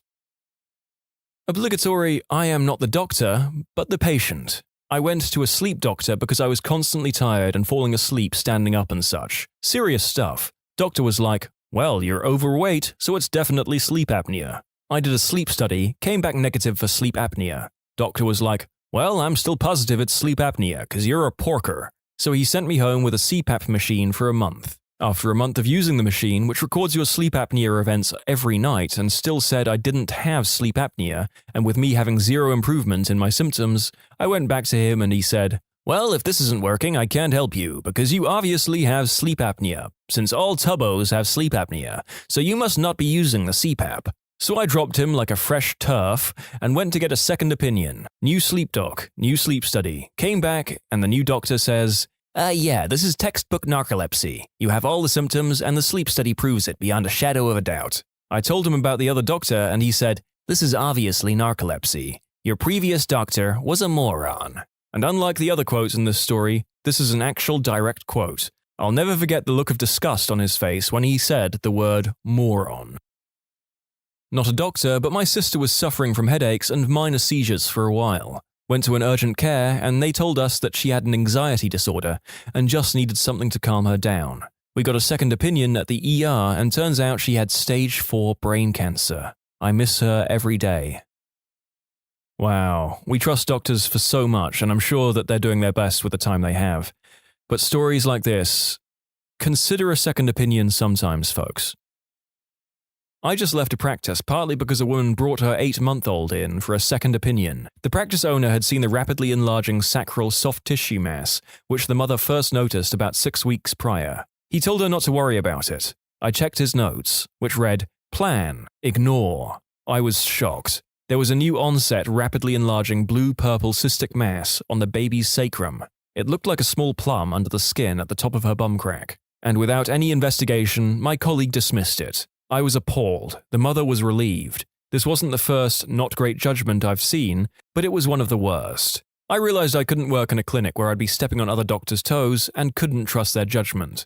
The babies had an imaging and a referral to a pediatric surgeon, but unfortunately I don't know the outcome because I'm working elsewhere now. Obligatory, I'm not a doctor, but when I had my wisdom teeth out, it was pretty brutal. Like they had to put me completely under, dig deep into my jawbone, the teeth were coming in sideways and upside down, just like the worst case scenario. So I have the surgery and the next couple of days I'm in a lot of pain, which happens. And I realize I have this growing hot lump on the side of my jawbone. Me being a dumbass, I tried to be like, oh, it'll go away. But it didn't, and my mum caught sight of it, and took me back to the guy who did my surgery. Dentist dude took an x-ray and without even examining it or asking any questions first, said I was fine and it was probably just scar tissue and told me to leave. I thought, hey, well, he's smarter than me, so I guess he's right. My mother, however, did not think this. And so off we go for a second opinion, and while we're headed over to the other office, the hard lump in my jaw bursts and blood and pus leaks everywhere in my mouth. It was so effing gross. My mum immediately turned around, drove back to the dental surgeon, dragged me, who was still spitting blood and pus, barged into the office and made the dental surgeon look in my mouth. The dental surgeon muttered something about hysterical women seeing things that weren't there, but prescribed me antibiotics and more pain meds anyway. And that was how the 1 to 2 week recovery took an entire month and I ended up having to drop out of a college course due to missing so much. I tasted this story. My uncle-in-law went to multiple doctors about leg pain and trouble walking. He's a big guy and every doctor told him in more or less condescending ways that his issue was that he needed to lose weight. After 5 years, he finally got someone to MRI him and it turned out he had a, by then, grapefruit-sized tumor in his leg. He unfortunately died about 6 months later because it metastasized. Yeah, being overweight is unhealthy, but seriously, F all those doctors that wouldn't believe he was in pain and just saw a fat person. Not a doctor, it was my doctor. I was a child and had a lot of trouble with abdominal pain. Mum kept taking me to the doctors, and he kept minimizing it, saying there was nothing wrong. Went on for a long time until I was doubled over in pain outside school one day. Mum asked me if it was hurting, and I told her it always hurt, and I just told her when it was really bad. She took me straight to my doctor's surgery and demanded I got looked into further, figuring a 5-year-old child shouldn't be living in constant pain. A few scans later, and I was immediately whisked into surgery. My mum still can't think of me being wheeled into the theatre when her and the doctors did not even actually know what exactly was wrong and what they were going to do. The plan was to open me up, figure out the exact issue, and go from there. I had an extra growth on my kidney, which was all infected, an extra ureter that was infected the whole way along. The doctor who had continually fobbed my mum off as a panicking parent whose child has nothing wrong with them actually ended up making a house visit to apologize. I went to the ER for some crazy stomach pain, and the doc there said it was because my thyroid was super inflamed. The thing is, I don't have a thyroid. I was born without one, and I take meds every day because of this. I tell her this, and she says, "No, that can't be true. Your thyroid is enormous," and sent me to do an ultrasound. Lo and behold, it's not there. She refused to believe this and asked my primary doctor to explain my seemingly crazy anatomy. He goes, "Yeah, he doesn't have a thyroid." Turns out what she thought she saw was actually my Adam's apple, which I guess is sorta big.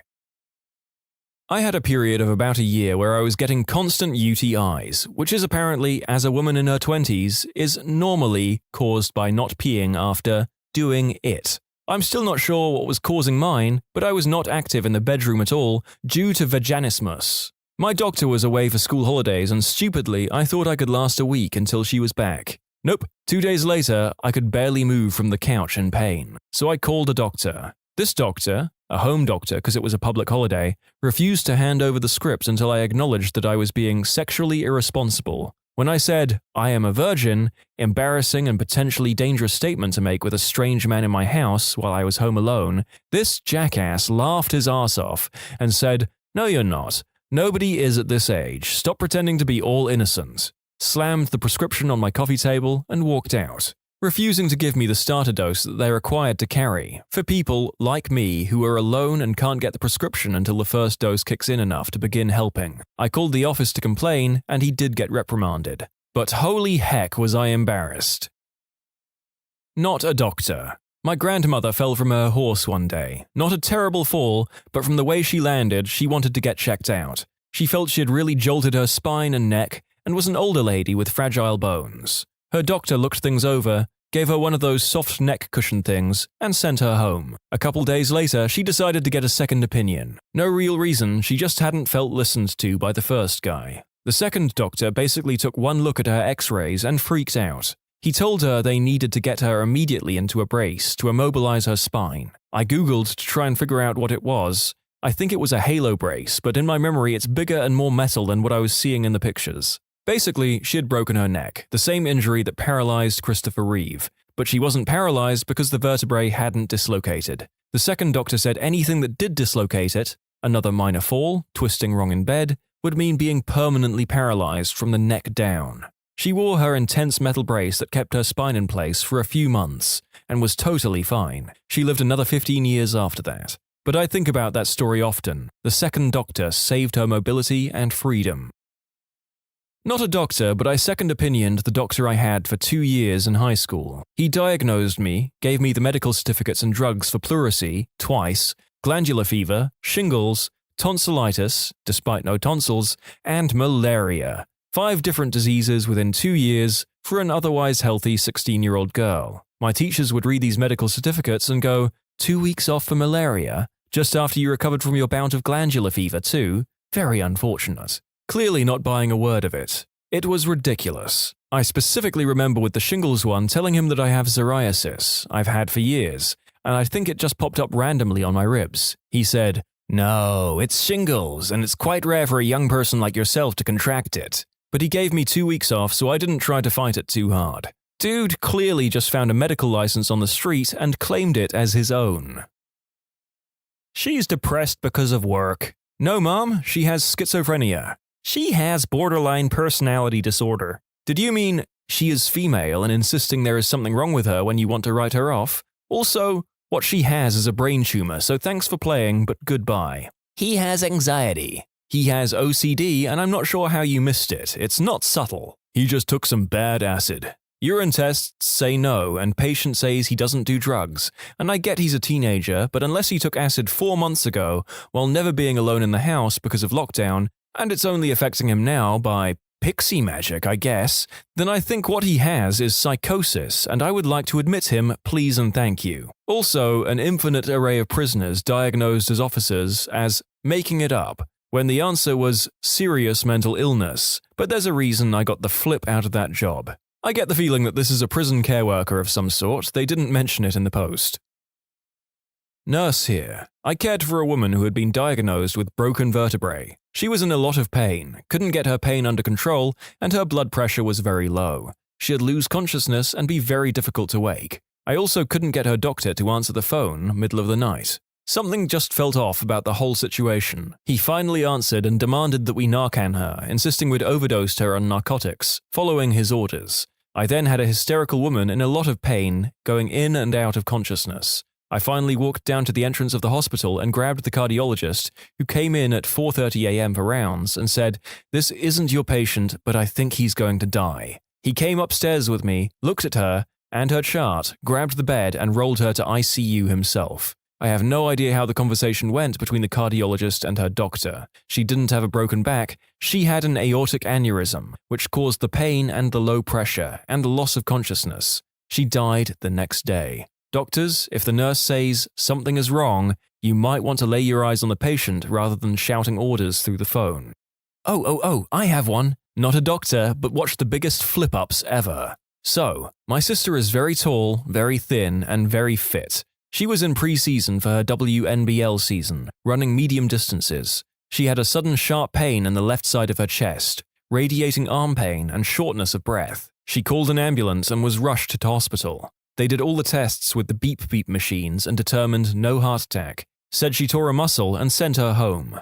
Welp, a week later she's still in pain and she swears she hears a hissing sound in her chest. She sees our GP. He listens to the chest, has her breathe in and out, goes, "You've torn your lung."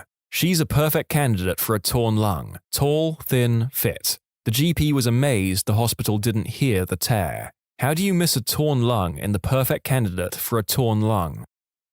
I am a doctor, just not the right kind. When I was 20 or so, I started feeling dizzy, disorientated, tired all the time like I could never get enough sleep.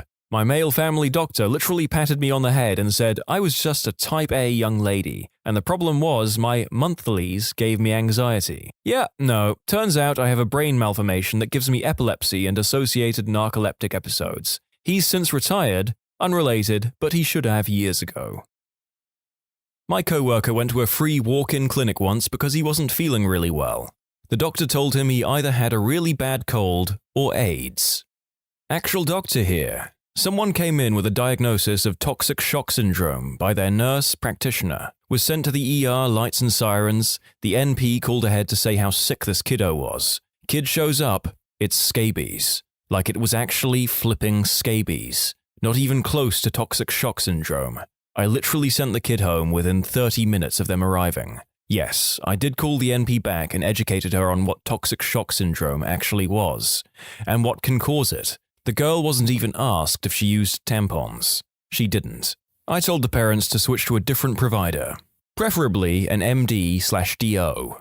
What made the popular kid at the school the unpopular kid? My partner likes to tell the story of how she became the unpopular kid at school. She was about 6 or 7, so primary 2 here in the UK, and a trend kicked off in her class of eating dog biscuits. All of the kids were stealing dog biscuits from home and eating them at break time. Unfortunately, she didn't have a dog and just had to eat normal human biscuits at school. She was ostracized every break time for it. Peer pressure is weird sometimes. He thought it would be cool to bring a loaded BB gun to the school and got the cops called on him by another student. One of the kids at the school lived with his grandma because his parents died. Peepyhead and a group of his mates started harassing the old lady whenever she came to pick him up. Principal was reported this, and they ended up getting expelled altogether. I don't know if they could be considered kids at the school anymore, but I approve nonetheless. She made fun of a girl with cancer, made a joke like, "Why don't you ask your mum to buy you a wig? I can see your scalp." And overnight, she was the least liked person in the school, and 100% deserved it. He recorded himself shoving carrots, cucumbers, and a bottle of hot sauce up his caboose in the back of a van. Then someone found the video and shared it with the whole school.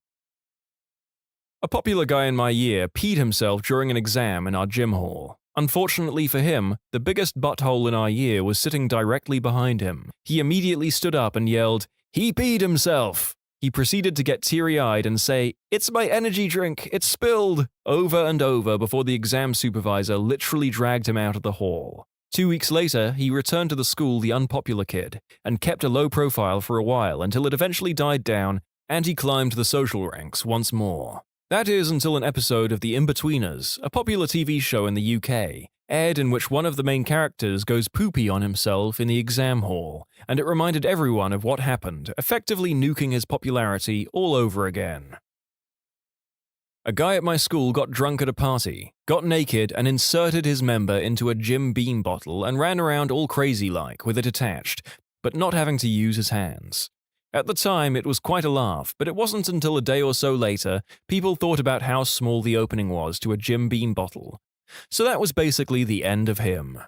There was one kid in my class who was the son of our maths teacher. He was crazy popular because he was able to help everyone out with their homework for that class. Turns out he was actually snooping through his dad's notes to get the answers. The teacher naturally got super suspicious after a while, so he deliberately made a fake answer sheet. Of course, the kid grabbed it and noted it all down. It was full of wrong answers, so blatant that anyone who even slightly paid attention in class would know they were way off base. The kid handed out the answers anyway, and in an instant made about half the class bomb, and his popularity dropped like a rock as they all accused him of deliberately making them fail. They moved him to another class, and they never had an incident of cheating again.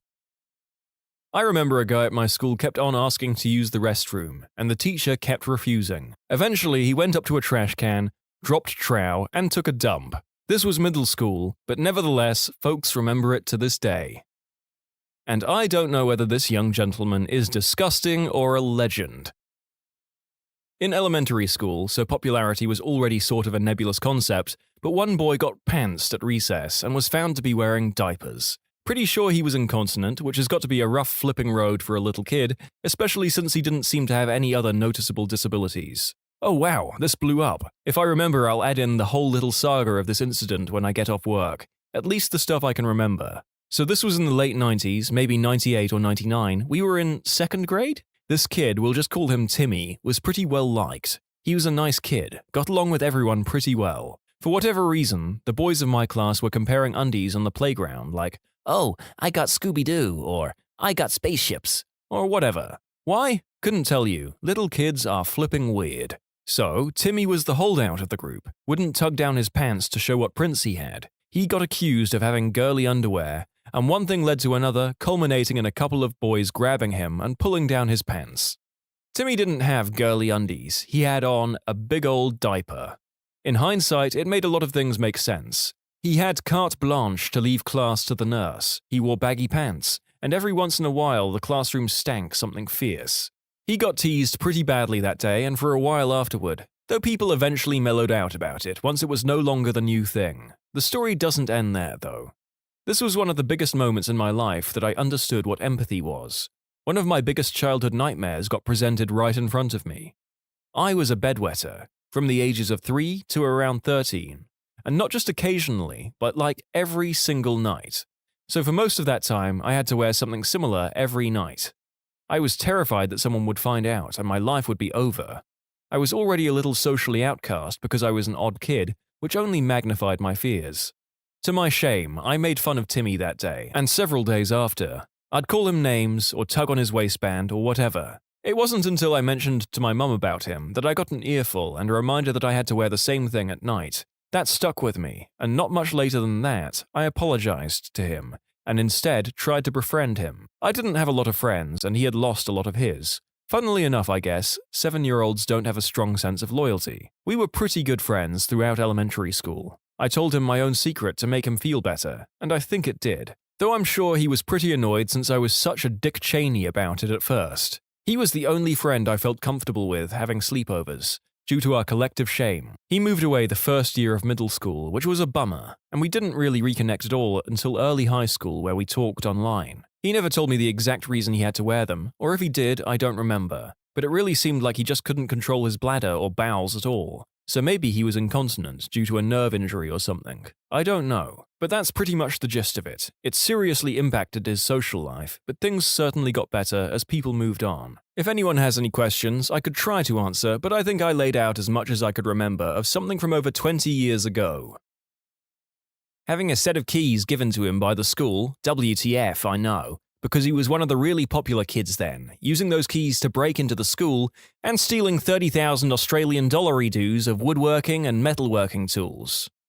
To be fair, the school got what was coming by giving keys to a student. He punched the autistic kid, then proceeded to get jumped by every single guy that saw him in school for the next week, until his parents had him switch schools. Honestly, that's a level of moral integrity that I wouldn't have expected in the schools of my youth. He didn't get a Sega Dreamcast, but I did, so I became the popular kid. I was relatively popular. I was in JV basketball, marching band, mathletes, and track, and pretty much made friends with everyone, until my best friend at the time claimed I pushed her down the stairs and caused her to have surgery on both legs. Thing is, I was at my grandmother's funeral in another state for the entire week she claimed it happened. While the teachers kept us apart and understood my side, none of the others really believed me, except the anime club. They believed me. Go weebs. Only the anime club believes in top 10 anime betrayals in real life. When he was caught taking upskirt photos of girls in school and sending them to his friends, his popularity went from hero to zero in a split second. I think between 9th and 10th grade he was found alone in his car behind the local arcade, beating off. He was called Thumper from that day forward. No idea what happened after graduation, but he has to have some bad memories of those years. When she made fun of me in front of everyone for wearing a yellow shirt to school. It was just a plain yellow shirt and she somehow found a way to mock the color. It was so unnecessary and made her look like someone who was just rude for no reason. Everyone quickly realized that she thought people were automatically on her side because she was somewhat rich, and she just became a joke after that. The unspeakable act. He was at graduation party that I had the misfortune to attend, and his ex, who was also there, was asleep on the couch. He took her upstairs to get her away from all the noise. 5 minutes later, we hear a scream and a "Get off me!" She comes running downstairs, frantically pulling up her pants, and runs out.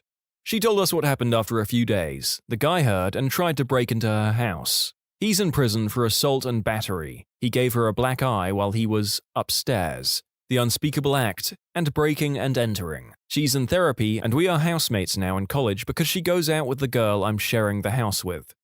He apparently did the deed with his dog. Even if it didn't happen, this pretty much flipped his social standing.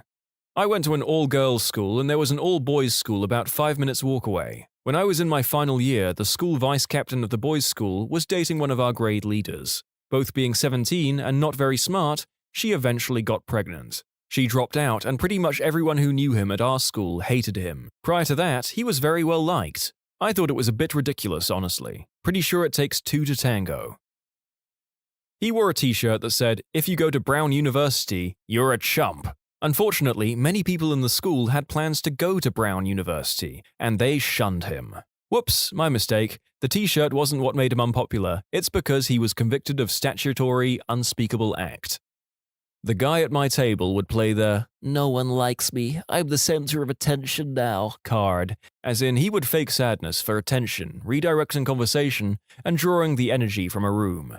Like the kid who won't be friends with you anymore because you wore the same color shirt. He was quite wealthy too, and would rub it in your face. Here's the thing. These people exist at all ages of life, so you have that to look forward to. There was a girl who was liked by everyone, smart, happy to help anyone struggling in class, and was generally a nice person. But her uncle scammed a lot of people in her community, including parents of kids that went to our school. She went from being well-liked to being bullied, till she dropped out of school.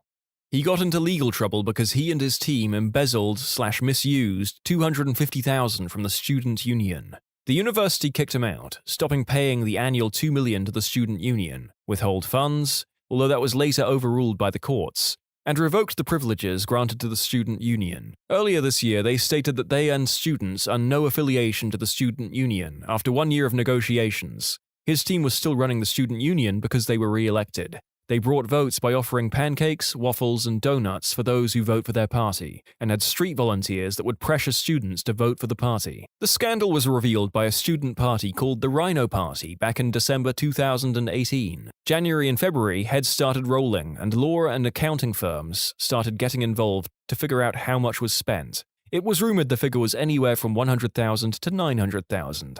Ontario provincial lawmakers passed the law in the summer of 2018. Starting fall 2019, I had the choice of whether I wanted to pay auxiliary fees to support the student newspaper, NGOs that operated in the school, support the student union, etc. That provincial law was recently overturned by the courts this year, so starting next fall, I am forced to pay fees associated with groups that I don't support. He went from being popular to being a school meme.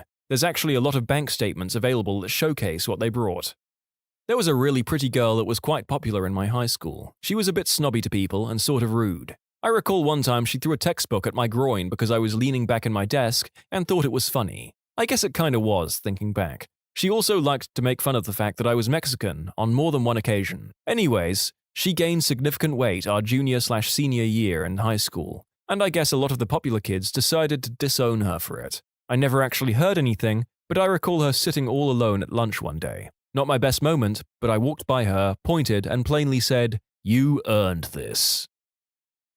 He did the deed with his friend's mum at a party. Let's call popular kid A and his friend B. B's mum was arrested, as she should have been, and B faced torment from basically everyone that knew what happened. Kid A continued to brag about his actions. Eventually, people gained sympathy for B, and Kid A lost his popularity real fast. The pastiest white girl at my school was recorded saying the N-word. Trading a Charizard for a Rattata. He Tindered next to his girlfriend, who everyone liked, told everyone how he would dump her, etc.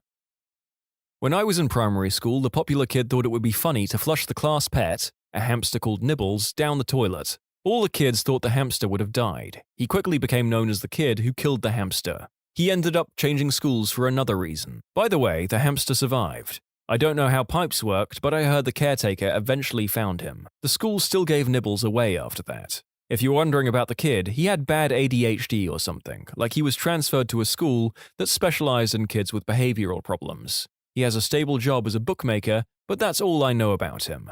Also, although we were told Nibbles survived, we never saw him again. All we know is that he was given away to a random family. There is a possibility the teacher made that up, as another Redditor pointed out, and Nibbles actually did perish, and they just didn't want to upset us.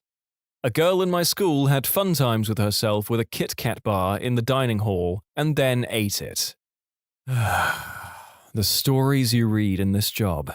Oh well, back to it. Not exactly popular, more like king of the buttholes, but he had a project in mind. Bully the newcomer to get some fresh fame for his butt apostles. The target, a Greek exchange student, nice guy but quite a meaty boy, 150 plus kilos, and a wrestler. I watched. No effing way I was getting caught in the middle of a flying fist tornado. And my regret as of today is the lack of camera smartphones back then. Bully C-Word got his jaw broken and lost 5 frontal teeth, dislocated his shoulder, and got 3 fractured ribs. Legally speaking, he only defended himself and also played his defense on his weight, blaming the bully of making him lose his balance and by doing so, fell on him. It's not entirely false. Bully C-Word got back 2 months later, still suffering from his injuries, shunned by his previous peers, stayed about 2 weeks and then never came back. She got pregnant at 17, and the father could have been one of 2 guys, both of whom were boyfriends of her close friends, and neither of whom wanted anything more to do with her. My school actually had a really good sex education, and we knew about contraception from the age of 11. Plus, this was the UK where contraception is free and easy to get, so she couldn't blame ignorance or a lack of resources. She tried for the Woe is Me Act, and nobody wanted to be around her anymore. Since a lot of people are talking about double standards, I'll add that both potential fathers were also ostracized after that. They'd cheated on their girlfriends, both of whom were well-liked, and had been stupid enough to not even use contraception when they also couldn't plead ignorance or lack of access. As for the girl in question, she wasn't ostracized for doing the deed or for getting pregnant, really. The primary reason was that she had slept with her close friends' boyfriends, and again, not even used protection. Plus, when she went around looking for sympathy afterwards rather than just accepting she'd done something wrong, that made it so much worse. She tried to claim it was all her friends' fault for being bad girlfriends, and if they weren't, their boyfriends wouldn't have been interested in her. He didn't exactly become unpopular, but my high school's star quarterback recorded a video of himself putting his digits in his butt, and he sent it to a girl in a neighboring school district. The video got passed around and made its way back into our school, and he got socially vibe-checked. But he didn't really lose his popularity, it was just sort of lessened, and he actually became a way better person after the fact. He still never learned that you can't throw bullets when playing indoor football in gym class against non-footballers, though. Threw a hockey stick into the special needs kid's eye socket. He claimed it was accidental only, but was caught bragging about it on his Snapchat story. He then said, his words, not mine, "He doesn't have any hope though, so what does it matter?" The kids needed surgery that his parents had to pay for, as it was cosmetic. The kid moved to a cheaper school a week later. Stopped coming to school. Didn't even do her exams in the end. Just sat at home and smoked Mary J all the time. Didn't even work. She just got boyfriends who would pay for everything for her. Became spiritual. Got the Hindu symbol, Om, tattooed on her finger. Got dreadlocks, etc. Posted weird photos on her Instagram.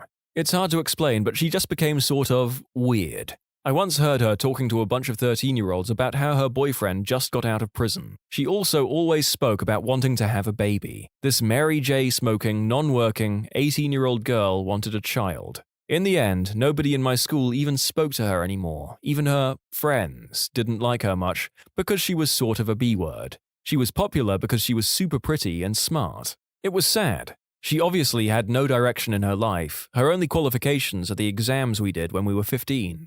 Her brother and sister were still in the school. They were basically really nice and the opposite of her. I hope they do well.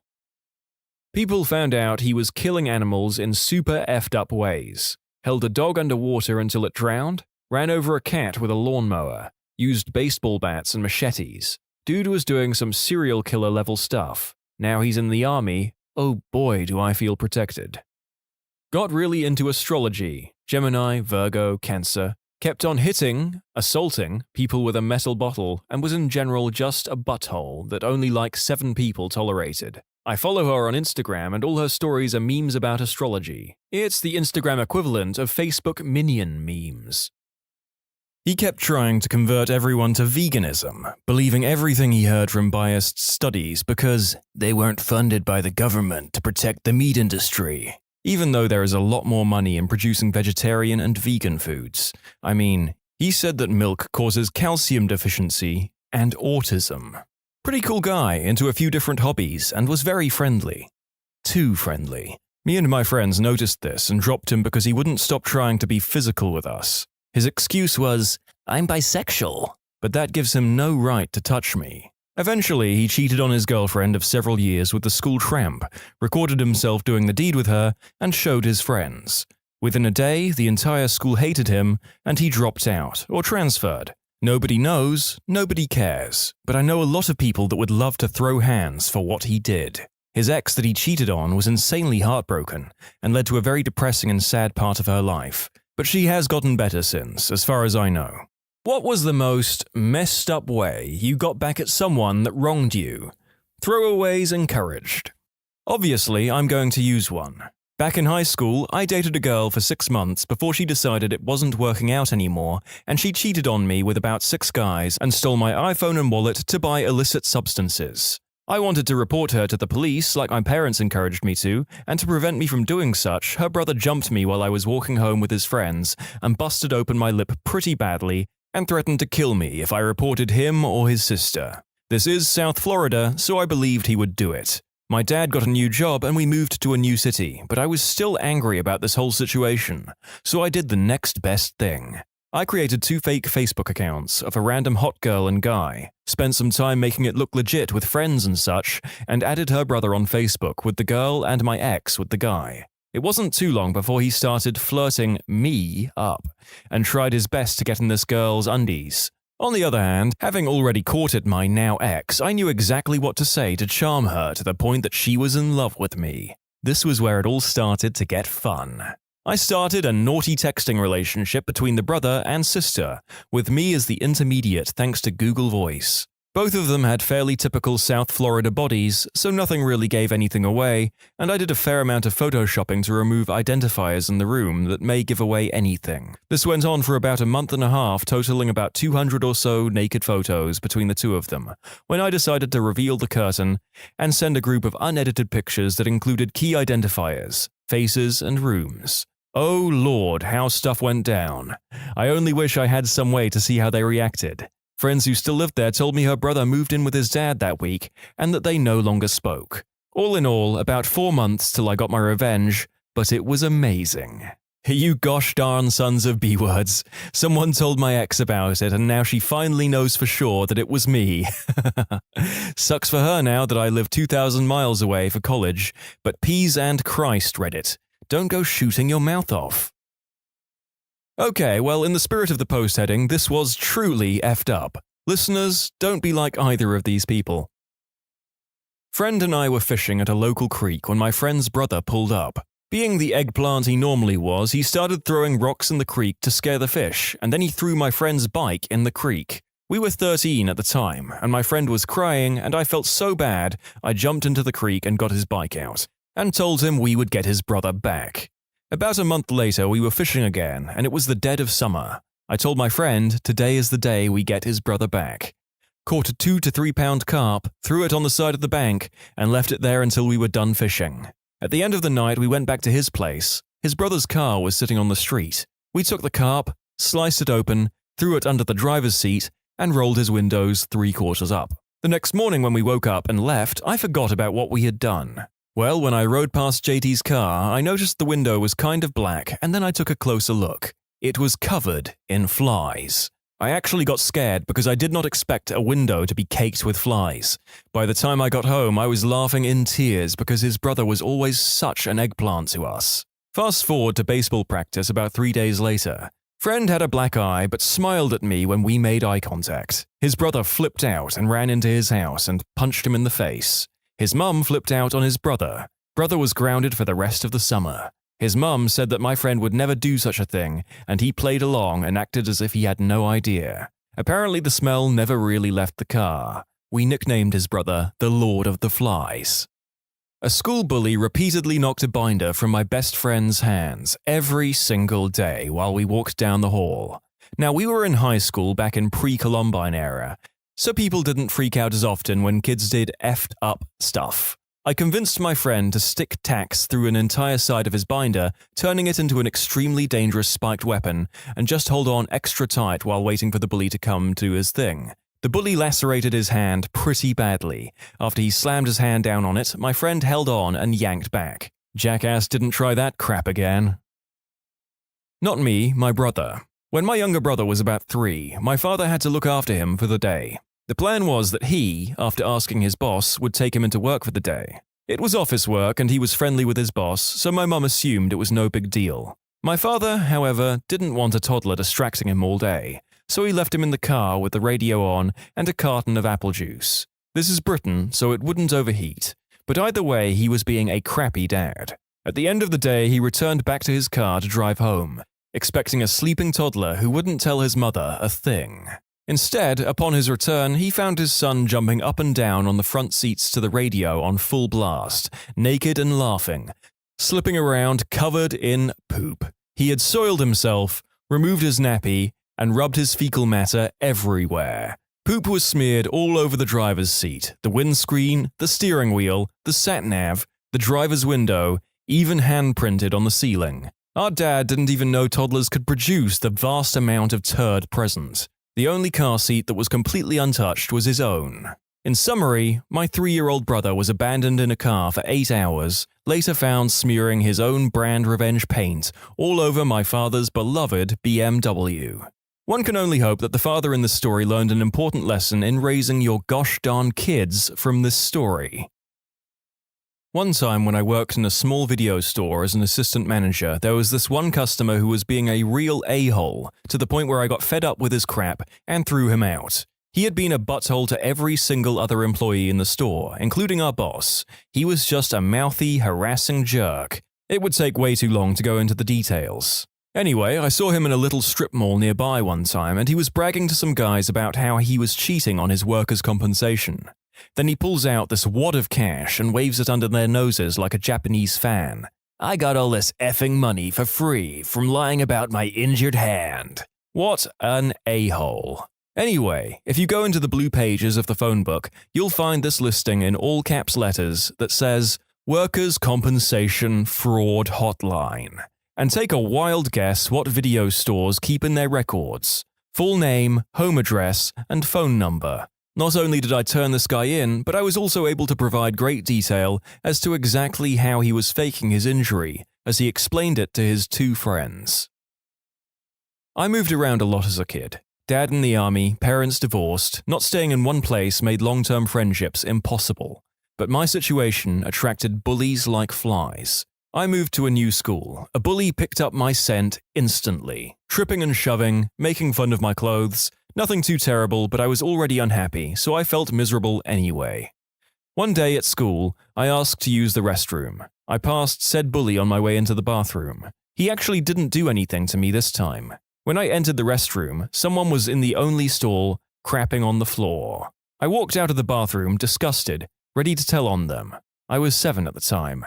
I was ready to re-enter my classroom when an incredible yet devious idea came to me. I went straight to my bully's classroom and walked inside. Everyone looked at me, which normally would have given me enough hesitation to turn 180 and go back to class. But that day, I didn't so much as pause. I walked up to the teacher's desk, pointed at my tormentor, and boldly proclaimed that he had crapped on the bathroom floor. My teacher's reaction was better than I could have expected. She made him follow her into the restroom while he cried and slobbered out, "I didn't do it! He's lying!" over and over again. She grabbed a wad of paper towel, handed it to him, and we watched as he picked it up and put it into the commode. She thanked me for telling her and told me to go back to my classroom.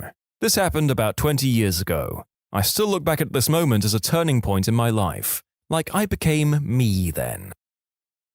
I used to live in a very small town, like 250 to 300 people. We had no stores, gas stations, etc. One day, a local guy decided to open up a little store that sold the basics like groceries and rented movies. He hired a few of us high school kids to work the store and promised us $50 a week for the summer to be paid at the end of the summer. We agreed and started working. We gave up a summer stocking shelves, cleaning the bathroom, lawn care, and whatever else. Well, the end of the summer comes around. It's our last day of work, and he comes in with our paychecks. $50 for each of us for the whole summer. Needless to say, we weren't too happy, but his words were, "Well, what the F are you gonna do about it? Drop off the key at my house since you won't need it anymore." We came up with a plan to pay this D-bag back. Before locking up the store for the last time, we left a window unlocked. We dropped the key off at the house. Around midnight, we were back at the store, grabbed as much as we could, cigarettes, money from the register, candy, probably about 1,000 worth of stuff, locked the window, then left through the emergency exit that had no alarm. There were also no cameras of any kind. Next day, there were cops there. He accused us all of doing it, but had no proof. He ended up having to shut down the store a few months later because the town heard how he didn't pay us and stopped doing business there. I don't feel bad. The F-word deserved it. Thanks for tripling my comment karma. Figures it's about a crime I committed 15 years ago. Should have used a throwaway. This is yet another two wrongs don't make a right, but consider me on the side of the exploited worker, especially after the owner admitted with the "what are you gonna do" comment. I have one I'm about to do in a couple of days. See, my parents suck. I've been taking care of them for a while also going to school and whatnot, and still they're trying to cheat me, pawn my things, etc. But I've become fed up with them. I'm out of town at the moment, but when I get back, the next time they ask me to walk 2 miles to get them a pack of cigarettes, I will walk outside, around the house, have a friend with a van come, bring my pre-packed stuff out of the basement entrance, leave and stay at my friend's house for a few days until my train ticket is planned for, then move 2,000 miles across the country and live with another friend who just got me a job, rendering them worthless pillheads waiting for a pack of Pall Mall Menthol 100s for the rest of their sad lives. I covered his ceiling fan with glitter. Fear me, mother effers. From another post. When I was 7 or 8, I did a science project on the antibacterial efficacy of various soaps. Basically involved keeping hands dirty for a day, pressing grubby thumbs into petri dishes full of agar, then washing and doing the same thing again. I'd take tracings of the cultures, bigger colonies were bad, smaller ones good. This ended up winning the county science fair for my grade in a large metropolitan area, so that was nice. But before that, after I'd finished the experiments but before I'd discarded the dishes, I got into a dispute with my parents. Don't remember what about. I thought, I'll show them. So I took the nastiest culture and swabbed it onto their bedroom doorknob. They both got sick as dogs, and I had to take care of them for a couple of days. Served me right. I waged bacteriological warfare against my parents using my science project, but I told them long ago and we laugh about it now. My past girlfriend cheated on me, and her and her roommate at the time had gotten to a point in their lease where they weren't super fond of each other and kept some distance. Her roommate was smoking hot, kind of annoying sometimes, and wasn't fond of my ex, so I decided to make a move on her. Best move ever. The look on my ex's face when her roommate walked me to the door in her undies after the first night was priceless. We proceeded to have hot, dirty, loud fun times almost nightly for 8 weeks, until their lease was up, and for a while after that. My ex even walked in on us in the living room once. Kind of makes me a jerk, but gosh darn was it fun, and there's no way I felt bad about it. In summary, my girlfriend cheated on me, I have loud, awesome adult fun times with her roommate until the lease is up. And so it came to pass that the highest voted thing I will ever post on Reddit was under a throwaway in a "What's the most effed up thing you've ever done?" thread. Lol. Too late to the thread, but this is a good story. Everyone has worked with someone they've hated. I've never had a job where there wasn't someone who made my life miserable or whose very presence teed me off. Usually, you just have to put up with them, but every once in a great while, you can get even. Dave was a one-eyed Willie, stoop-shouldered, balding, in his 50s. Dave was a patronizing and irritating butthole. He had been at IBM his whole career, had been making good money, and hated contractors. He thought they were bad for the company, and that the only people worth a crap were regular employees, and he made it his priority to F with all of us. Nothing overt, but constant, subtle pressure was put on everyone whose badge said contractor on it. I think he developed this attitude from working with the guys from India, probably because they were so soft-spoken and accommodating, but maybe he was just a racist. I don't know, but whatever the reason, he took every opportunity to send us on little errands, wouldn't get back to us if we needed something, criticized anything we did, and generally made our lives heck in a way that couldn't be directly protested. I was pretty good friends with the guy sharing the room with him, another full-time employee, and one day, Robert called me up. War. We're going for coffee. Okay, let me just finish up a few things. You don't understand. We need coffee now. Right. I headed over to his office and he met me about halfway there. His eyes were shining with glee, but he wouldn't tell me what was going on until we had our coffee in the cafeteria. Once we finally had a table, he said, "Okay, Dave's a kink wrestler." Huh? He's a kink wrestler. Dude, I've got nothing. What the flip is a kink wrestler?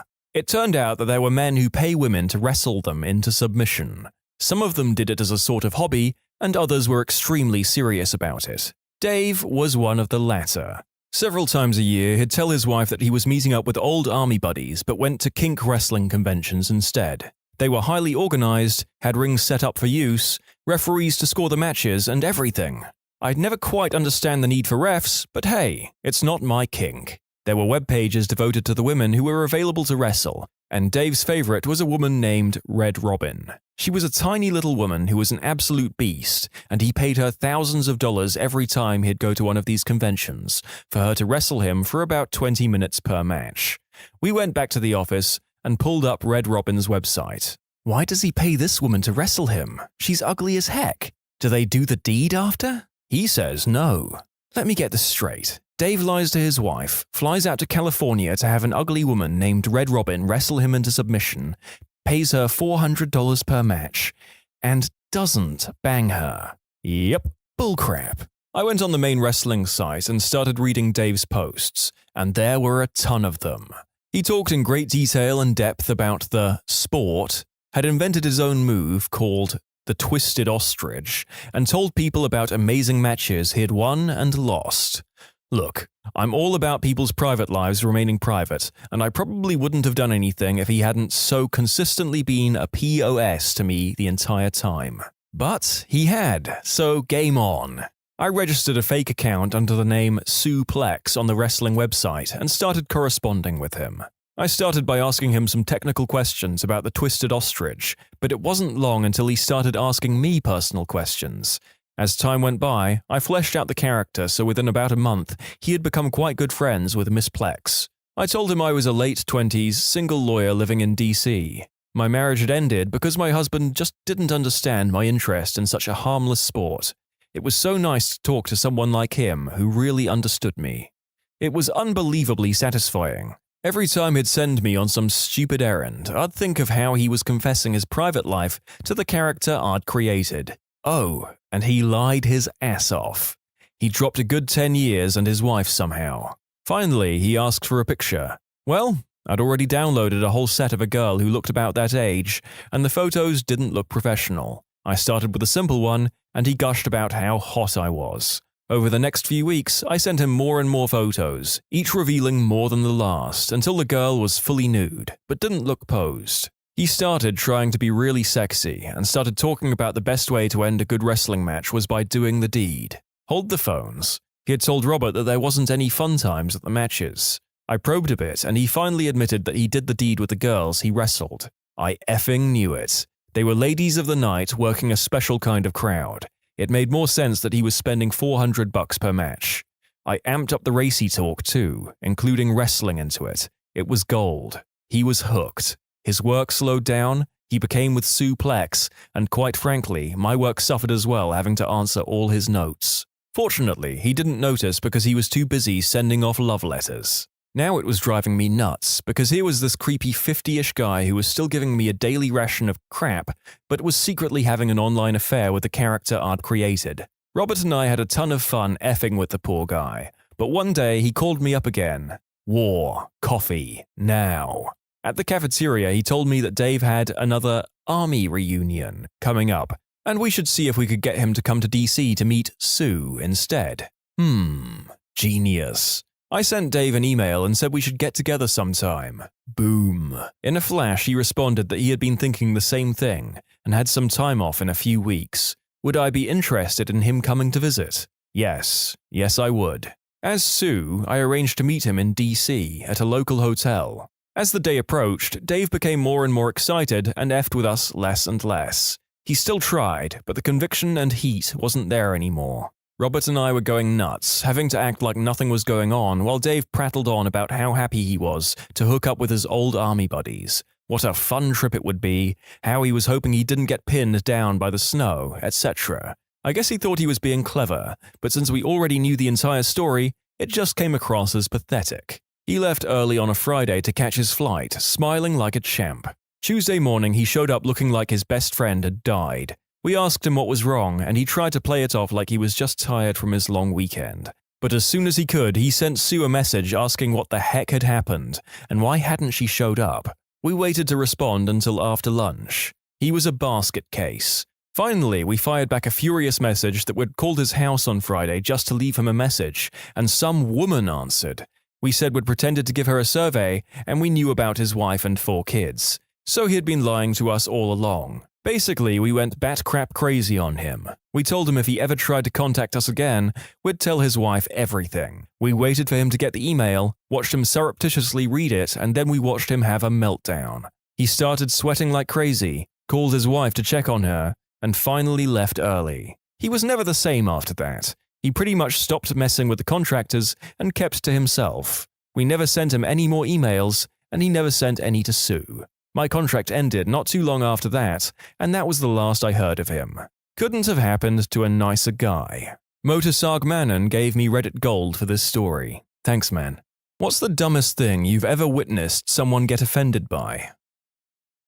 I had a lady very offended because I would not let her hold my few days old baby. This was a complete stranger at the grocery store. On my whiteboard at work, I'd written the slogan, "No matter what happens, someone will find a way to take it too seriously." After about a week, someone from HR came by and asked me to remove it because they had received a complaint. The irony was worth it. A lady started yelling at the cashier and tried to jump over the counter for checking the $100 bill she paid with. Wouldn't you say that this is a good reason to be even more suspicious of somebody? Years ago, a woman came into my work and brought a black stove. The guys take the box up there to her and she flips the F out because the box said Negro on it. Everyone tried explaining to her that it was the Spanish word for black, but she left there saying we were all racists. Politicians in the UK wanted to ban the term brainstorm because it could offend people with epilepsy. At a restaurant years ago, and this guy ordered a soup. He pulled a bay leaf out of the soup and went freaking mental. "There's a leaf in my soup!" and was convinced that it was off the tree outside. Manager continued to explain that it was a bay leaf, an ingredient for flavor, and this guy wasn't having it. Since then, anytime my wife cooks a soup, we treat the leaf like the bean in a cake, and whoever finds it gets a free rein over being super grumpy, as long as it's in a jest. I used to frequent a drive-thru near my job on my lunch breaks. After they repeated my order and told me to pull forward, I always said, "Thanks," before I drove to the window. One day the manager comes to the window and says, "Hey, I'm gonna tell you something. Every time you come here and you say thanks, it just sounds really rude. Thanks is just something you say with your buddies. Here, you say thank you because you just sound really rude." Have not been back there since, and I immediately reported him to corporate when I got home. I had a drama teacher get mad at me for pretending to be a werewolf in a skit. She claimed it was disrespectful of transgenders, which I suppose means that transgenders are werewolves to her. I had a stranger get upset because I covered my ears when emergency vehicles went by. He said I was showing disrespect or something. F that. Those sirens are loud. "Hey, F you, man. Those sirens felt terrible because of you. They went home crying that night. I hope you're proud of yourself." The idea of an emergency vehicle driver bursting into tears at the thought of the song of their vehicles being unappreciated is funny on a truly weird level to me. I used to live with a black guy from the UK. One night we went out to a local bar and started talking to some random people. A random white woman got upset when I called my roommate black during a discussion about something. The correct term is African American. According to her, even the Brits are African American. There was a big uproar in DC some years back where an official called a budget term niggardly and ended up having to resign because the hate speech police can't use dictionaries. Somebody once complained at my restaurant that their Swiss cheese didn't have enough holes in it. Why would you complain that you were getting more cheese than you were supposed to? I've met people who have been offended by me not allowing them to pet a dog that has syringomyelia, neurological/spinal disorder, which causes immense pain if touched during episodes. I explained to them that this dog, a Cavalier, can get aggressive and snappy if he has an episode, and it's not something that we can detect easily. They told me that I shouldn't be walking an aggressive dog, as it may bite someone who wants to pat it. Schools suspending, or worse, a child for chewing a Pop-Tart into the shape of a handgun. Or the deaf kid named Hunter, who was suspended because his sign language form of Hunter looked like a gun. Googled and verified. This has actually happened before, folks. As a server, I once ran food out to a table with a young, less than 6-month-old baby, dressed in generic brown baby clothing. I put the plates down in order, and when I got to the baby, I asked the mother, "Did she get anything?" She glares at me with one of the most teed-off faces I've ever seen and snarls, "He's a boy." So I did the most logical thing I could think of, shrugged, said, "Whoops," and left. I have a friend with her first baby that is 6 months old. Every single piece of clothing this kid has is a neutral color, no pink or blue. Just last week she posted a big rant on Facebook about people constantly getting her child's gender wrong. People need to pay better attention. It's very clear that Lexi is a girl. Of course, all of her friends made comments backing her up, and not one pointing out that no one can tell the gender of a 6-month-old without normal cues. Whoopsie! I really should have used a throwaway for this post. This information made it back to the parents, and boy were they not happy I was talking about them anonymously on the internet.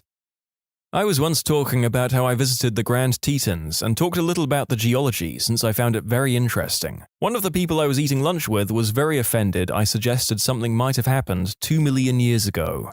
I work with a guy who doesn't believe that dinosaurs ever existed and that all the fossils that have ever been discovered are a hoax by archaeologists. This person is an adult, seemingly, human, with a college education. We just don't talk about dinosaurs when he's around. I understand that paleontologists, not archaeologists, would be the ones to discover dinosaur fossils. Here is an excerpt from today's edition of Riling Up Robbie with Dinosaurs. Me. Hey Robbie, who are those guys running around burying fake dinosaur bones again? Robbie. Flipping archaeologists, man. It's a goddamn conspiracy. The government pays them by the pound for the fossils they find, so every year they make them a little heavier and blame it on carbon dating. I couldn't make this trash up if I tried. This is a true story. My dad was at work and witnessed a guy hold a door for a woman, just to be polite. He smiled at her and waited. As she got to the door, she said, "Why did you hold the door? Because I'm a woman and I can't myself?" To which the guy replied, no, I just, He didn't really know what to say and fumbled out a weird apology. The woman just made more snide comments and walked through the door and went on her way. My dad and him had a laugh about it, wondered why someone would be so strange and thought nothing more of it. The next day, this guy gets called into his manager's office and is told he is being accused of being sexist and harassment in the workplace. This guy had to go on a 2-day course on dignity and diversity in the workplace because he held a silly door open for some ungrateful person. As someone who's been alternately shouted at for being condescending when I tried to give up my seat for an older person, and for being disrespectful when I didn't stand up, I feel this man's confusion at traditional norms. I guess I offended someone at my work because I insulted their intelligence. I run audio at conferences, and the presenter kept turning away from his microphone. In the middle of his presentation, he asks me what's wrong with the mic. I tell him, "There's nothing wrong with it, just be sure you speak into it." Then he got on me afterwards, saying, "Don't tell me how to do my job." It's always around the holiday when someone gets offended for another person wishing them happy holidays, Merry Christmas, whatever. The person meant no ill will. They could have easily said nothing, yet someone always takes it like a personal assault on their beliefs. It makes me so angry because of how irrational it is. I always get irritated by white people who get themselves into a lather on behalf of other people of other races over some innocent blunder by another white person, particularly if the people of the other races don't seem much bothered by it. Around 1993 or so, when my kids were just small and the family was all going to church, Baptist, we were all at a social and my daughter was wearing some little girl clothing from Osh Kosh Bagosh, and this one really snooty guy from Sunday school said he would never allow his kids to wear something so offensive, as he considers Bagosh to be taking the Lord's name in vain. I was so taken back by his statement and attitude that I didn't say anything, but in reality he was just trying to prove how super spiritual he was. I finally realized that I didn't have much in common with these people and stopped going. I had a similar one over Christmas with my dad and a real stretch of the imagination. He was horribly offended by the Happy Honda Days commercial, not because they're idiotic, but because, and I'm trying to quote here, holidays clearly means Christmas, and it's a foreign car. That's really offensive. I think I responded something like, "So Christmas is the only holiday, it's distinctly an American holiday, despite the fact that Jesus predated this country by 776 years, therefore a car that's built in Ohio and Alabama can't put their name in the word holiday." I may have added that he's going around looking for things to be offended by, he could probably do better, but it deteriorated from there. Christmas with the family. Brazil got so offended by the Simpsons episode about the country that the Ministry of Culture tried to censor it. You know, it's a good episode of something when an entire country gets butthead over it. I believe there was a similar, if lesser, outrage around the episode with Australia, i.e. one of the funniest episodes. I worked at an AOL call center the day after the 2004 Super Bowl. You know, the one where Janet Jackson's breast made its appearance, and because AOL sponsored the halftime show, thousands of people called in to either cancel their accounts and, I crap you not, called to say that they would never sign up for AOL because of that breast. People would bafflingly wait up to 3 hours in the call queue just to say that even though they didn't have AOL, that exposed bit of chest cemented their resolve to never sign up. It was one of the worst days to ever work there. Worse than September 11th. It was that day that I realized how foolish and petty people can be about one single African-American breast. A guy friend dressed up as post-Vietnam, wheelchair-bound Lieutenant Dan, and his girlfriend dressed up like Forrest Gump for a Halloween costume contest at our local bar. They won, but not before a drunk girl had to yell at my friend that his costume was offensive to people in wheelchairs. This story would be perfect if your friend was actually disabled. Eating at a locally owned, family-run, authentic Vietnamese restaurant. A roommate's boyfriend, who I've posted about several times, he is basically the epitome of white male, Tumblr, SJW, accused me of culturally appropriating their food and forcing them to cater to me because I am white. When I pointed out that as a kid my neighborhood had suddenly had a large influx of Vietnamese immigrants and I knew the family personally and have been going to their restaurant for years, even bringing every guest/couch surfer to the place, he tells me, "They don't make the restaurant for white people. Stop smothering them with your privilege." This guy went from a broke-as-F Vietnamese immigrant to having an insanely popular restaurant. People drive from the other side of the city, 45 minutes, to eat there. And 13 years after opening, there is always a wait no matter what time or day you go. And was able to pay for his 3 children's college tuition. I think he likes the universal popularity.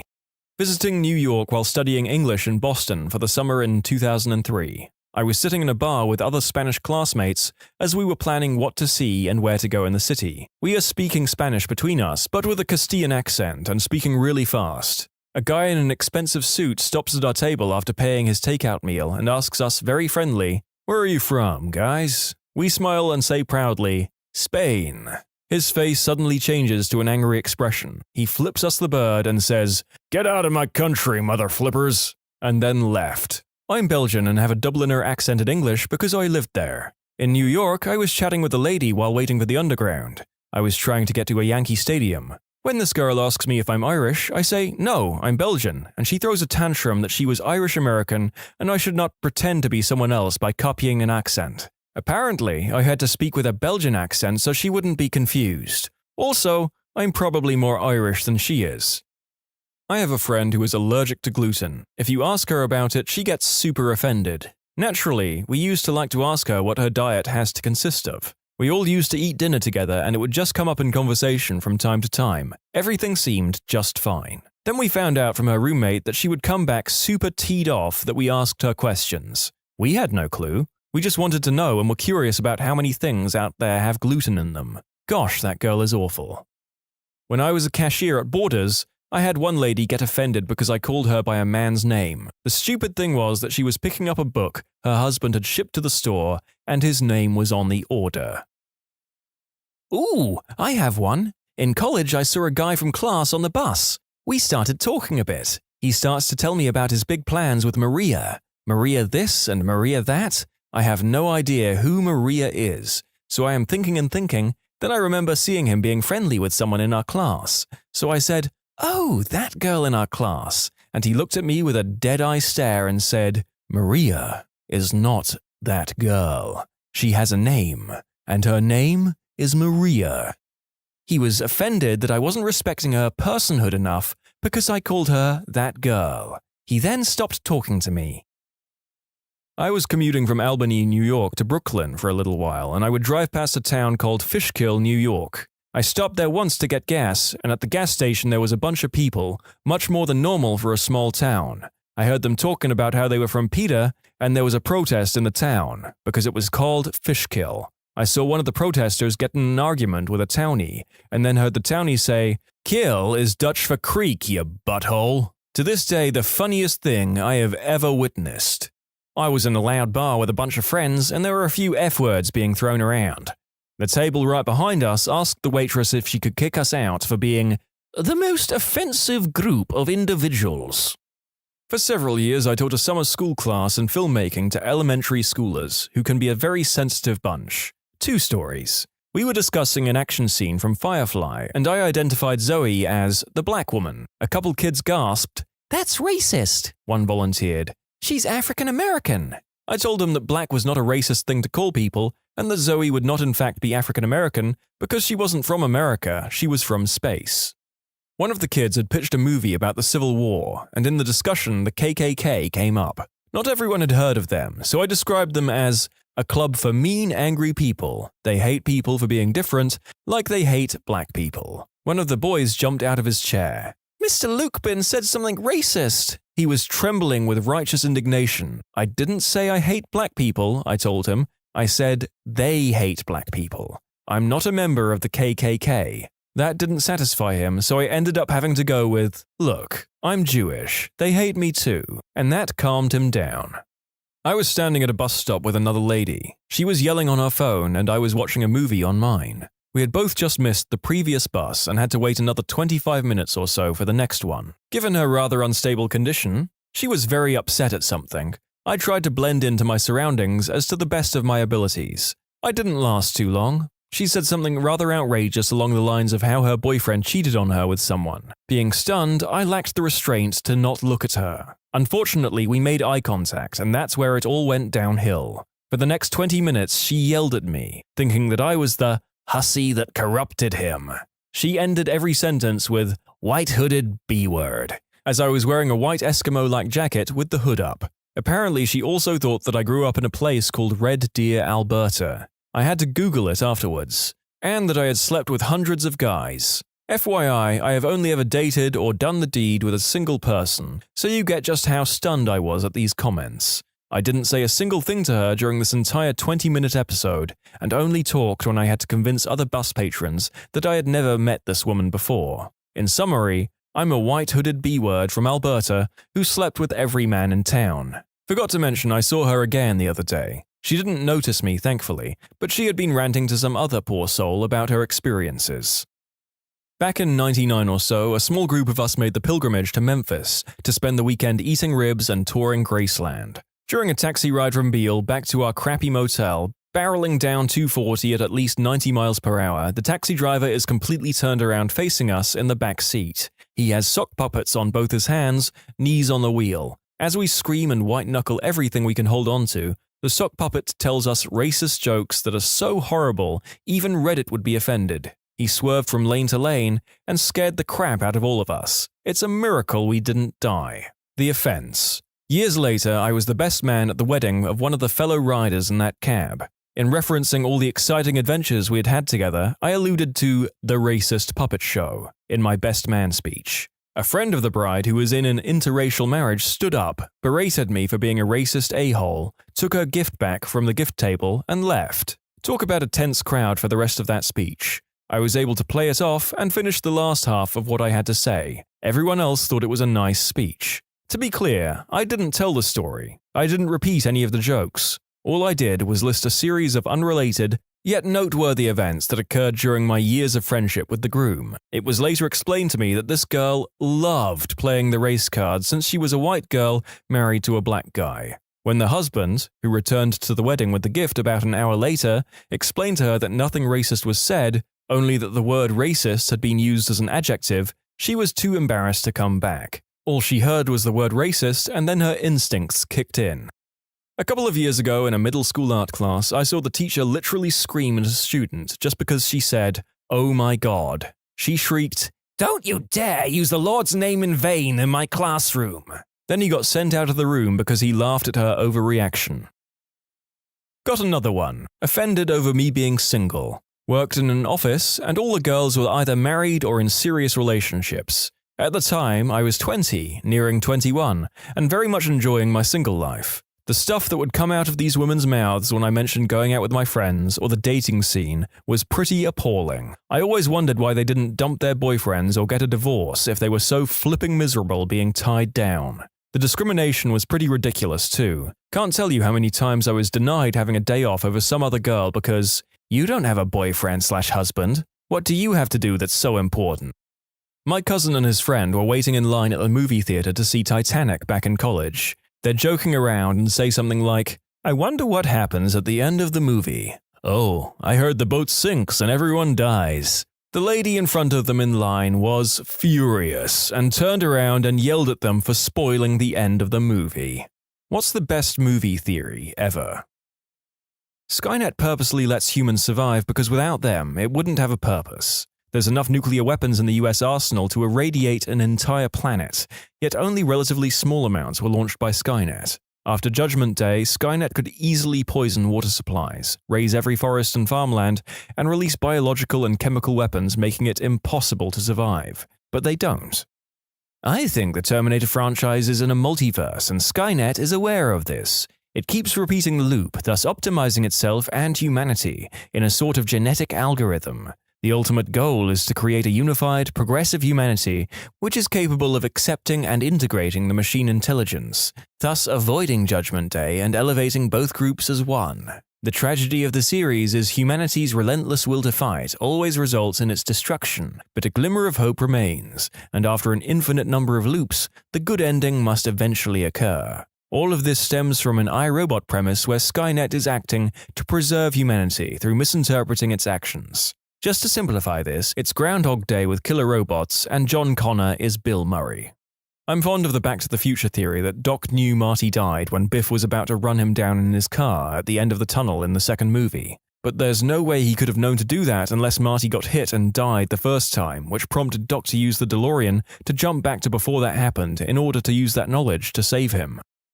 Agent Smith is the One, not Neo. It is prophesied that the One would be born in the Matrix, able to bend it to their will, and would ultimately free all the humans. Smith, a program, was born in the Matrix, whereas Neo, a human, was born in those giant human farms the machines run. Smith totally took over the Matrix, like completely. Neo can fly and stop bullets and stuff, but that's nothing compared to Smith. He even joked, "You like what I've done with the place?" He made the Matrix completely his. Smith is more responsible for freeing the humans than Neo. The machines would never have agreed to free them all unless they were at Smith's mercy. Neo may have negotiated the deal, but it was Smith who made it possible. Plus, the Oracle even tells Neo that he's not the One, in the very first film.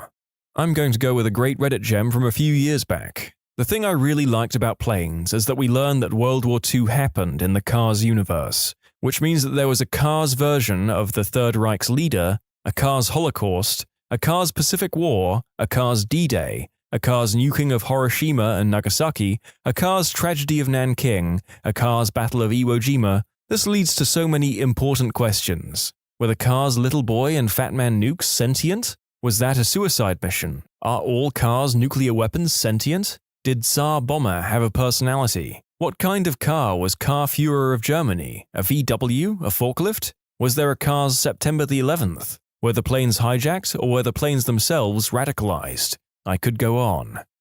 This post blew my mind, swept up the pieces, hurled them into an incinerator, burned the ashes, and fertilized the garden with them. Luke's success as a Jedi Knight, at least initially, was due to a stable home life. We all know the Old Order was flawed, but one of the biggest flaws was the way that they raised their Jedi children. They were taught that attachments were bad and should be avoided at all cost. One of the most brutal achievements the Jedi try to avoid is love. But avoiding love isn't easy, so the Jedi, taught to be blank emotionless knights, end up feeling the pull of attachments, which is fine until you lose that attachment. They are unable to cope because they were never taught to cope with loss, so they either accept that loss as the will of the Force, which is dispassionate and dangerous in its own right, or they let their grief control them. Luke, on the other hand, had a normal and stable childhood with loving adoptive parents, so Luke got to be raised in an environment where he wasn't taught to hide away from his emotions. He was raised in an environment where he could love, lose, and have a shoulder to cry on. It made him emotionally stable, so when the dark side calls to him, he doesn't fall as easily as every other Jedi in the history of the galaxy. Also, the thing that Jedi do preach, he has actually experienced. They're always going on about compassion, but that's a rote to them. Luke has actually experienced true compassion and love. So to sum up, Jedi should be allowed to bone. The Avatar: The Last Airbender movie was not about the Avatar series, but the play they watched in the theater in the Fire Nation. This is the closest that Abomination will ever come to being redeemed in the narrator's eyes. That the Spy Kids movies take place within the Tarantino universe. Because it's directed by Robert Rodriguez, there are elements of the Machete-verse present, namely that Machete is the protagonist's frickin' uncle. There's plenty of material that connects the Rodriguez universe with the Tarantino movies, but if you watch Rodriguez's kids' movies, Spy Kids 1, 2, and 3, as well as Shark Boy and Lava Girl, there are little Tarantino details like Big Kahuna burgers and such. Max in Mad Max Fury Road was actually the kid from Road Warrior who emulated the original Max. He only gives his name at the very end because he's finally acting like a hero, and now he feels he's worthy of the name Max. It explains the differences in looks, the problems in continuity, and why Max isn't as old as Immortan Joe. that the monsters in Cloverfield were specifically targeting people who drank the energy drink that Rob worked for. At one point, Hud says, "It's almost like they were trying to carry me away," and earlier in the film he mentioned that he drank a lot of the stuff. It is interesting that because the monsters were killing everybody upon sight, but they began dragging him away instead. Viral marketing campaign for the movie was deep, and though we learned that the energy drink company was also drilling the ocean floor, and likely using that stuff in drinks, so a giant monster coming out of the ocean and targeting people who've consumed these weird ocean floor ingredients isn't all that insane. Also, in the film, they show a satellite crash into the ocean, if you look closely. I think this is a trick to make casual viewers think it was just the satellite that woke the monster, and this is what most fans online believed when the film was popular. But I'm pretty certain it was that Japanese drilling/drink company, and even then I'm sure that there are way more details I don't remember. I guess this all counts as a theory because it was put together from fake MySpace profiles and websites, manipulating audio files and stuff like that. Not much audio was in the actual film. I definitely do think there was something to the fact that the monsters tried to carry Hud away instead of just killing him, and if I remember correctly, it was the main monster that finally snatched him up and ate him, rather than just ripping him apart or something. The Prestige is Christopher Nolan's sneaky way of revealing the secret of Christian Bale's life. How does he go from nearly dead to Batman to fat back to fit in just months? It's not through diet and exercise. He has a skinny twin hidden away. When a role calls for a skinny Christian Bale, his brother fills in. They each share one life. How does Leo DiCaprio keep getting choice movie roles and date the hottest chicks? It's not just through talent and good looks. He's a real-life inceptioner. The Rock universe. Every movie where Dwayne Johnson's bull tattoo appears are part of the same universe. The Fast and the Furious franchise is the same universe as Baywatch. Rampage is a direct sequel to San Andreas, but Moana and the Mummy franchise are not a part of the universe. My theory is about The Room. I believe Johnny is actually a mentally handicapped individual, and Lisa and Mark are his caretakers. Denny is another handicapped kid who lives at the facility. The story is told from Johnny's point of view, and he doesn't realize that he is essentially handicapped and believes he's in a relationship with Lisa. Lisa and Mark are in fact in a relationship, and the movie is just Johnny's interpretation of what is occurring. Meanwhile, he's simply living in a care facility. That's why everyone lives in the same apartment building. Quentin Tarantino's Top Gun is a gay romance theory. There are two types of men after watching that volleyball scene, the gay and the blind. I've seen gay porn that's not as homoerotic as that volleyball scene. Birdman didn't actually survive his suicide on stage. The hospital scene in the end was just Regan's dream scenario. His wife defending him, his best friend being excited for their success, their play being a success, his daughter bringing the correct flowers, him being on the front page of the newspaper and getting noticed on TV, and finally, him being Birdman. My bros theory. After the Home Alones, Kevin runs away and is eventually taken in by a family that already has a son and a daughter. Distraught by the fact that his actual family has forgotten about him once more, he decides to terrorize his new family in The Good Son. The Joker in The Dark Knight is an ex-soldier/special forces operative, hence why he's skilled with various different weapons, guns, rocket launchers, etc. He also seems to have some knowledge of how to interrogate people, given his comments when Batman interrogates him. Ex-cop or military makes sense. Also, don't forget the scene where he's in uniform but not in makeup. A war wound would also explain the scars. Maybe he was tortured until he broke. Aladdin takes place in a post-apocalyptic world, 10,000 years past current times. That is why the world is a desert, and the genie, having just been freed from the lamp, references pop culture in the 20th century.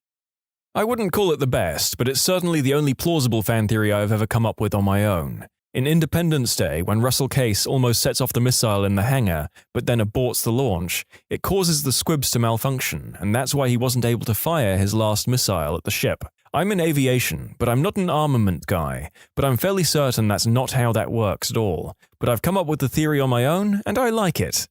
In the first episode of Pokemon, Ash sees Ho-Oh. Ho-Oh is said to grant the trainers who see him eternal happiness. Ash's idea of eternal happiness was probably to travel around the world of Pokemon forever, so he is always 10 throughout the series. Furthermore, the reason he never wins the Pokemon League, because he would probably stop traveling as he would be the champion and end his journey. Mace Windu is Emperor Snoke. These aren't spoilers of the new film, FYI, as this wasn't even addressed. Mace Windu was a promoter of both the dark and light. The color of the lightsaber is violet, a symbolic representation of light and dark. Jedis have notoriously been difficult to kill by falling in past films, and Windu could have been seriously disfigured from the Force lightning.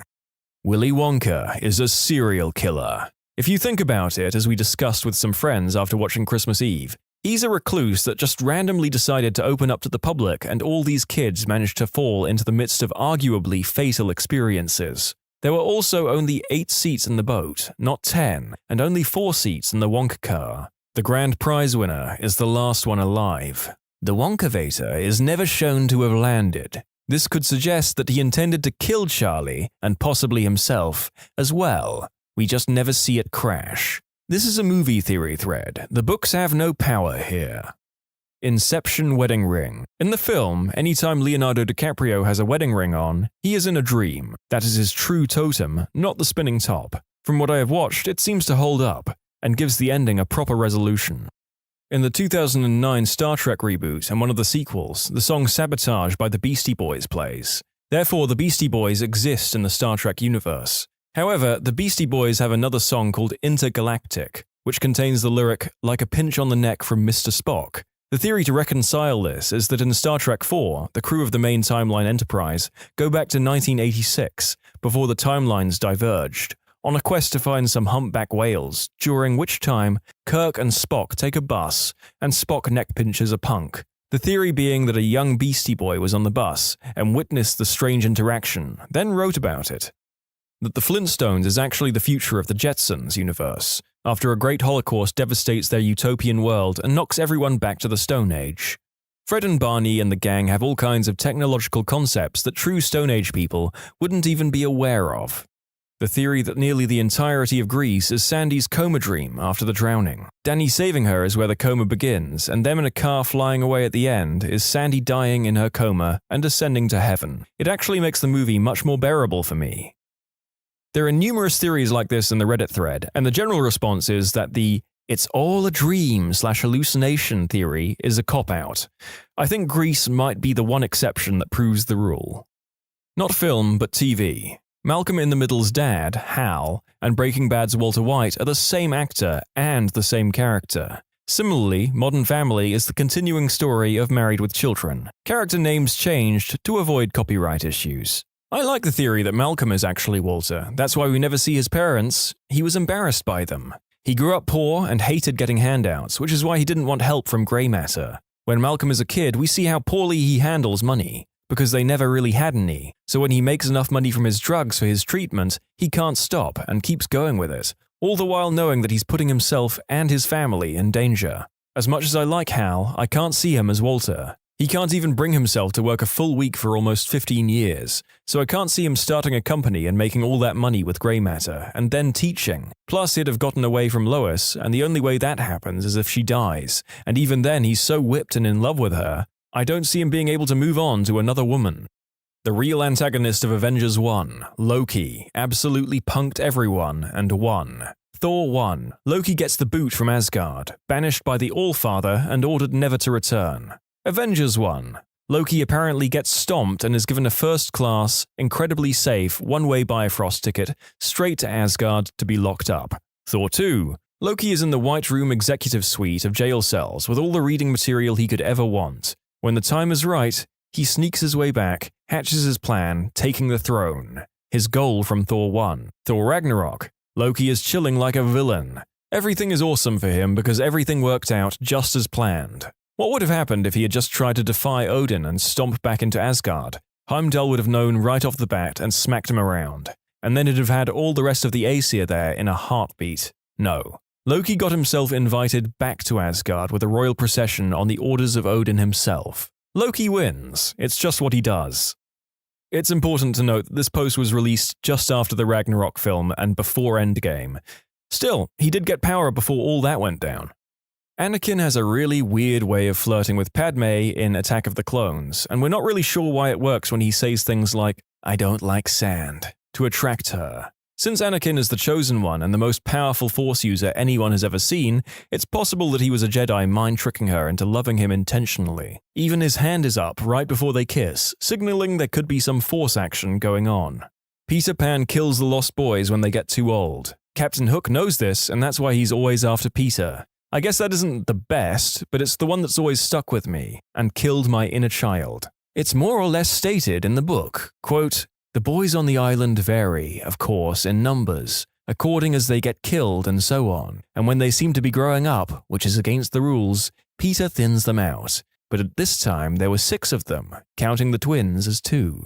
I've seen this theory before, but in researching this video I found that it's actually in fact confirmed as a canon possibility by the scholars of the book, which is truly horrifying. In Home Alone, Kevin's mum says that she would sell her soul to the devil himself to see her son. The devil, played by John Candy, immediately appears and takes her back to the house in suburban Chicago. On the way, he plays a jaunty song on his clarinet to celebrate the soul he's just claimed. That Anakin brought balance to the Force by striking down the Jedi. There were about 2 prominent Sith and Jedi alive by the end of the prequels. This is TV, but that Toby is the Scranton Strangler. There's way too many details to put on here, you can just Google them, sorry. I heard Toby was originally one of the writers, and they just wrote him in as a joke. Makes sense they would put him in as a serial strangler. Maybe not. That Han Solo killed himself with Kylo's lightsaber. Knowing that Snoke would kill Kylo if the job wasn't done, he sacrificed himself so that his son wouldn't be hurt by Snoke. That Ant-Man is in every Marvel movie. Who would know? Pan's Labyrinth is in a parallel world version of Labyrinth, where a young girl must always choose whether or not to sacrifice her baby stepbrother to the mythical creature, while undergoing tests such as eating forbidden fruit, being chased through tunnels, and watching fairies get murdered. The cycle cannot be broken until she actually does it.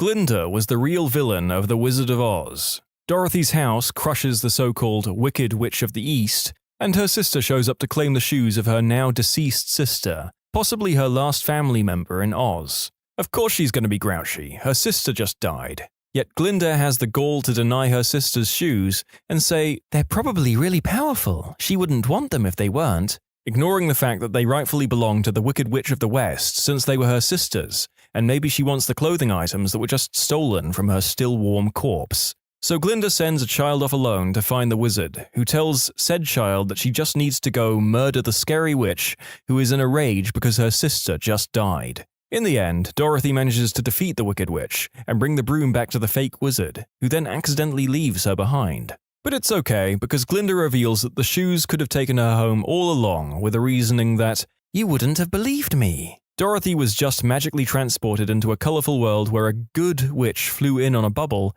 and a bunch of short people sang a happy song about a woman dying. I think she would have believed Glinda if she told her that the shoes were magical at that point. My theory is that Glinda was playing a masterful game, using everyone else as pawns. As a result of her actions, the Wicked Witch of the West is dead and the Wizard of Oz is gone. This leaves a power vacuum that can be filled by Glinda, now the most powerful magical being in Oz. Why would she have forced Dorothy to go on a perilous journey if she was just trying to help? She clearly had sinister motives.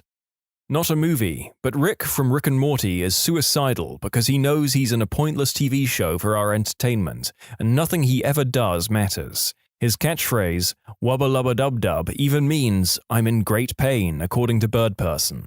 The never-ending story. The old man who first owns the book in the movie is dying, and that's why Fantasia is falling apart. Since the movie depends on the reader to continue the story, his health condition was reflected in the events that take place in the movie. As far as what condition that man may have, it could be anything. However, since the nothing seems to be erasing everything from existence, it's probably a brain issue. When Bastian starts reading the book, a young boy, Atreyu, is sent forth to save the land. And since Bastian is a new reader with no life-threatening ailment, technically, he is the savior, which is why Atreyu saw Bastian in the Mirror Gate after passing through the Gold Sphinx Gate to get to the Southern Oracle. I don't know if this is a known theory or common knowledge, but it occurred to me the last time I watched the film, and I had never thought of it before. It made sense to me. Angry Birds is a film about the effects of immigration. The pigs come in and steal away the birds' future, eggs, so the birds need to learn to man up and defend their borders. This is not intended to spark political debate. I don't care if you like immigration or not. That Rufus, Rowan Atkinson, in Love Actually, is actually a god or Cupid. All of his actions in the movie serve to stop characters from compromising their relationships, or enables them to create relationships. What's the most genius 4D chess strategic move you've seen someone execute at work or in life? In my youth, I posted at a bustling Dragon Ball Z message board. One year on April Fool's, I was messaged by a particularly popular poster that he would like help pranking the board. A particularly tasteless joke. He was going to have his girlfriend post that he was involved in a car accident. To help sell the lie, he wanted me to play devastated and to attack anyone who dared imply such a thing could be a prank, as I would be the only one who knew the truth. But here's the rub. He told everyone, about 80 people, that the accident was fake and that each of us was the only person in on it. And he told each person to react in a particular way, designed to put them in conflict with the other people he had told to act in a particular way. I was told to be devastated. Someone else was told to call bullcrap. Someone else was told that they were glad he's hurt. Someone else was told to say they were donating money for his recovery, etc. He just sat back and watched the board eat itself. It was pretty funny. We spread the word that we were all going to skip the last half of the day by leaving out the doors at the disused extreme ends of the school that they usually had difficulty monitoring. One of the NHS officers had a brother who was a fireman, whose chief was a bit of a safety and regulation stickler. Sure enough, we get to school that day, and the doors at the extreme ends of the building are chained shut. NHS guy calls his brother at lunch. This was prior to cell phones, so you had to wait to use a payphone, and reports a fire hazard. Locked fire exit doors. Result: Fire chief himself shows up and orders the high school evacuated, while he does a top-to-bottom inspection of the whole building. Adding insult to injury, a huge bunch of seniors took off during the evacuation. One of my co-workers at a previous job hated our boss. Guy was a suck-up to higher management, made our lives a living hell by not communicating actual requirements, etc., until it was too late, then bad-mouthed design to upper management and the customer. My coworker did some digging and found an old copy of the guy's resume online, polished it up, and contacted a few recruiters. Boss got headhunted out of the company. We got a new boss who wasn't a gigantic butt, and everyone was happy. I don't know if I would personally consider it a smart move, but my boss had been having heart problems for a while. He was a quadruple bypass. He basically knew it was only a matter of time till his next heart attack. He told me he was going to make damn sure it happened on company property when it came. Sure enough, a couple of weeks ago, he punched in at 6 a.m., he normally comes in around 9:30 to 10, and less than 20 minutes later, he was in an ambulance. Haven't seen him since, but my buddy at HR says he's listed for workers' comp. Worked as a low-level shift manager of a truck stop restaurant for a couple of years. My higher-ups used to do monthly inspections for FMs and quarterly inspections from VPs to see if the facility was up to company standards. I used to have everything spotless prior to a visit, except for something benign yet obvious thing, left dirty. Like the top of the buffet was a little dusty, which was easy to tell with dark-stained wood, or left ice build-up in the freezer. I did this so upper management would be distracted by the small oversight I had made, and would be less inclined to look harder for something to reprimand me on. It was a crappy corporation and were required to find something that I had to improve on every inspection. Not personally witnessed, but I'm in awe of this guy. Software dev busted for outsourcing his own job to China. Eventually, it was discovered the employee had outsourced his own job to a Chinese consulting firm, paying about $50,000 to the firm out of his own salary for several $100,000. In his blog, Mr. Valentine describes the employee as being in his mid-40s, with a relatively long tenure with the company, family man, inoffensive and quiet. Someone you wouldn't look at twice in an elevator, ABC News reports. In the blog, Mr. Valentine wrote that according to the man's web browsing history, a typical workday went something like this. 9 a.m. Arrive and surf Reddit for a couple of hours. Watch cat videos. 11:30 a.m. Take lunch. 1 p.m. eBay time. 2-ish p.m. Facebook updates. LinkedIn. 4:30 p.m. End of day update email to management. 5 p.m. Go home.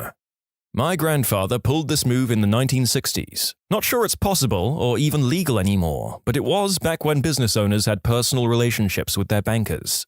Gramps had commercial properties where he rented out office space to businesses. One of his tenants was failing and about to close shop and owed him a bunch of rent to the tune of thousands of dollars. They cut him a check for the rent owed, but asked him to wait a week to deposit/cash it. Gramps knew the company wouldn't be around in a week and he'd never see his money if he waited. He took the check to the bank, they both used the same bank, and tried to cash it.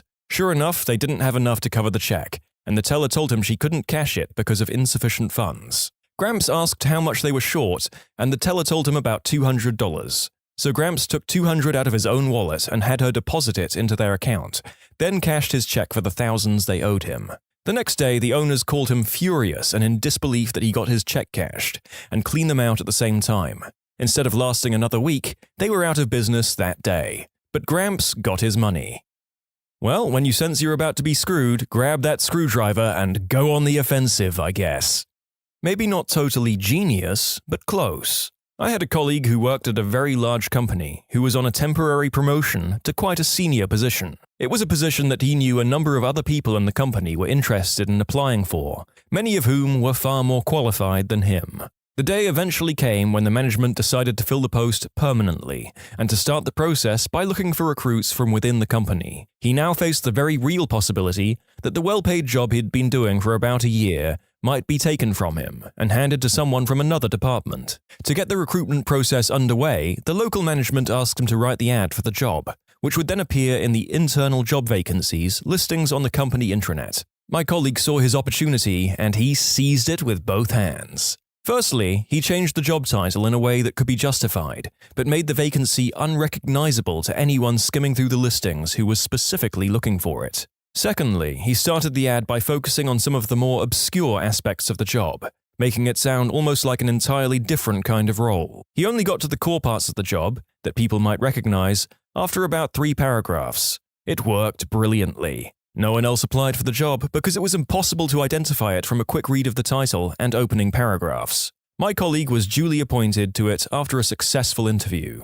I should explain that what made this such a neat trick was that the ad was for a specialist job in a company that had quite a few specialists in that field, but was mostly full of generalists. My colleague changed the title to something that sounded very generalist and also wrote the first 3 paragraphs in a generalist way, only switching to the specialist information in paragraph 4. Why I think it worked so well was because the generalists who might have been drawn to the job by its title and opening paragraphs then gave up when they realized it required specialist skills that they lacked. Meanwhile, the specialists saw only the generalist title and immediately moved on to the next ad, not realizing that it could well have been the perfect job for them.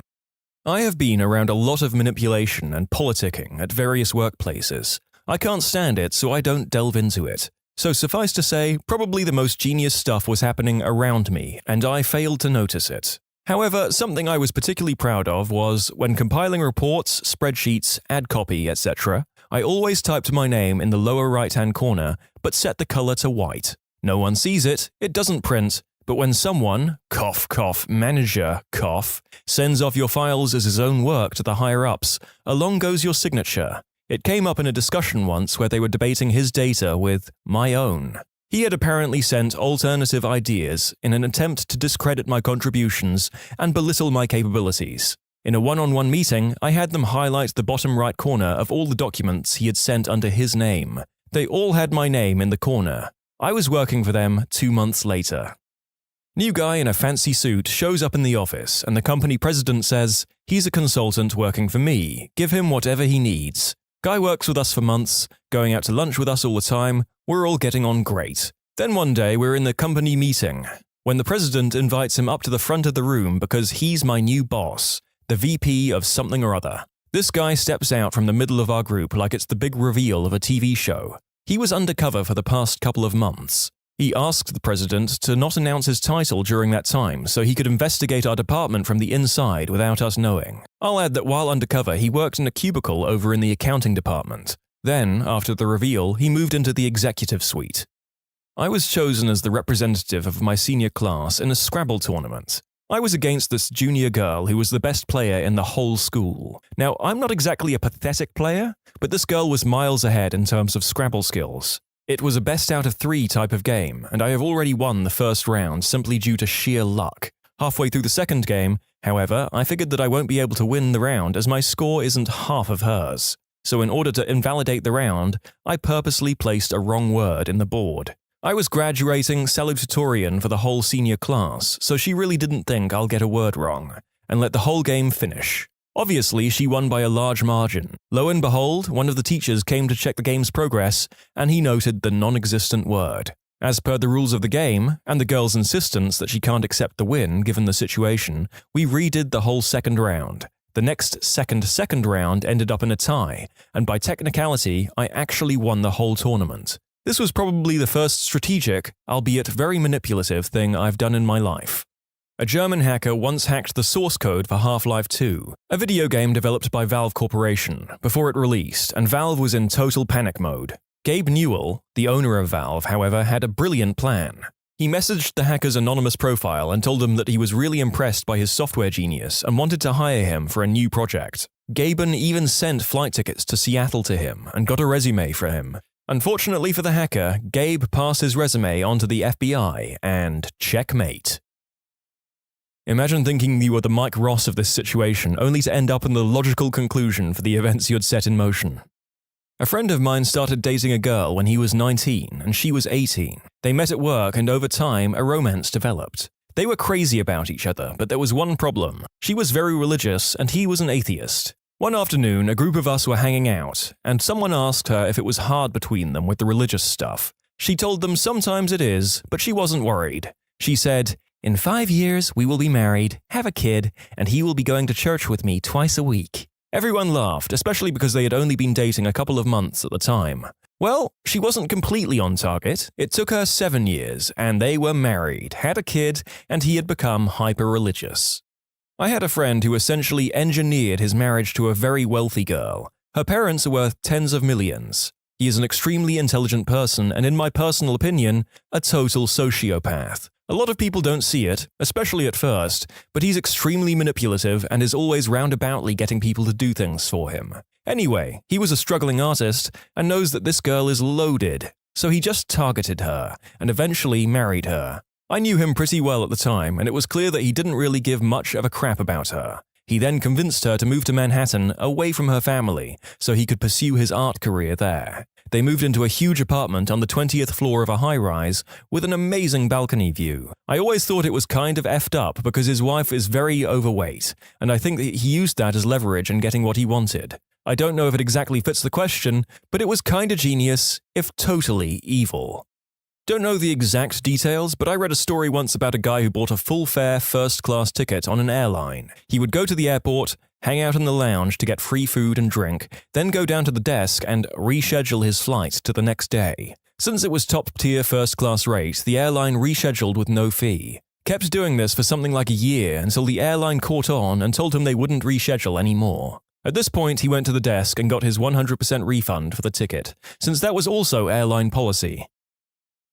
Crafty, manipulative little tykes, let me tell you. One kid absolutely had to sit in the front of the classroom. The reason for this is that he essentially controlled the other kids by giving them looks. If he was in the front, you at least had to tell because he turned around for a second or two, gave a look, and some kid chucked his maths book across the classroom. Also, after having a few classes with these kids, one kid stayed in the classroom during the break and I asked her what was wrong.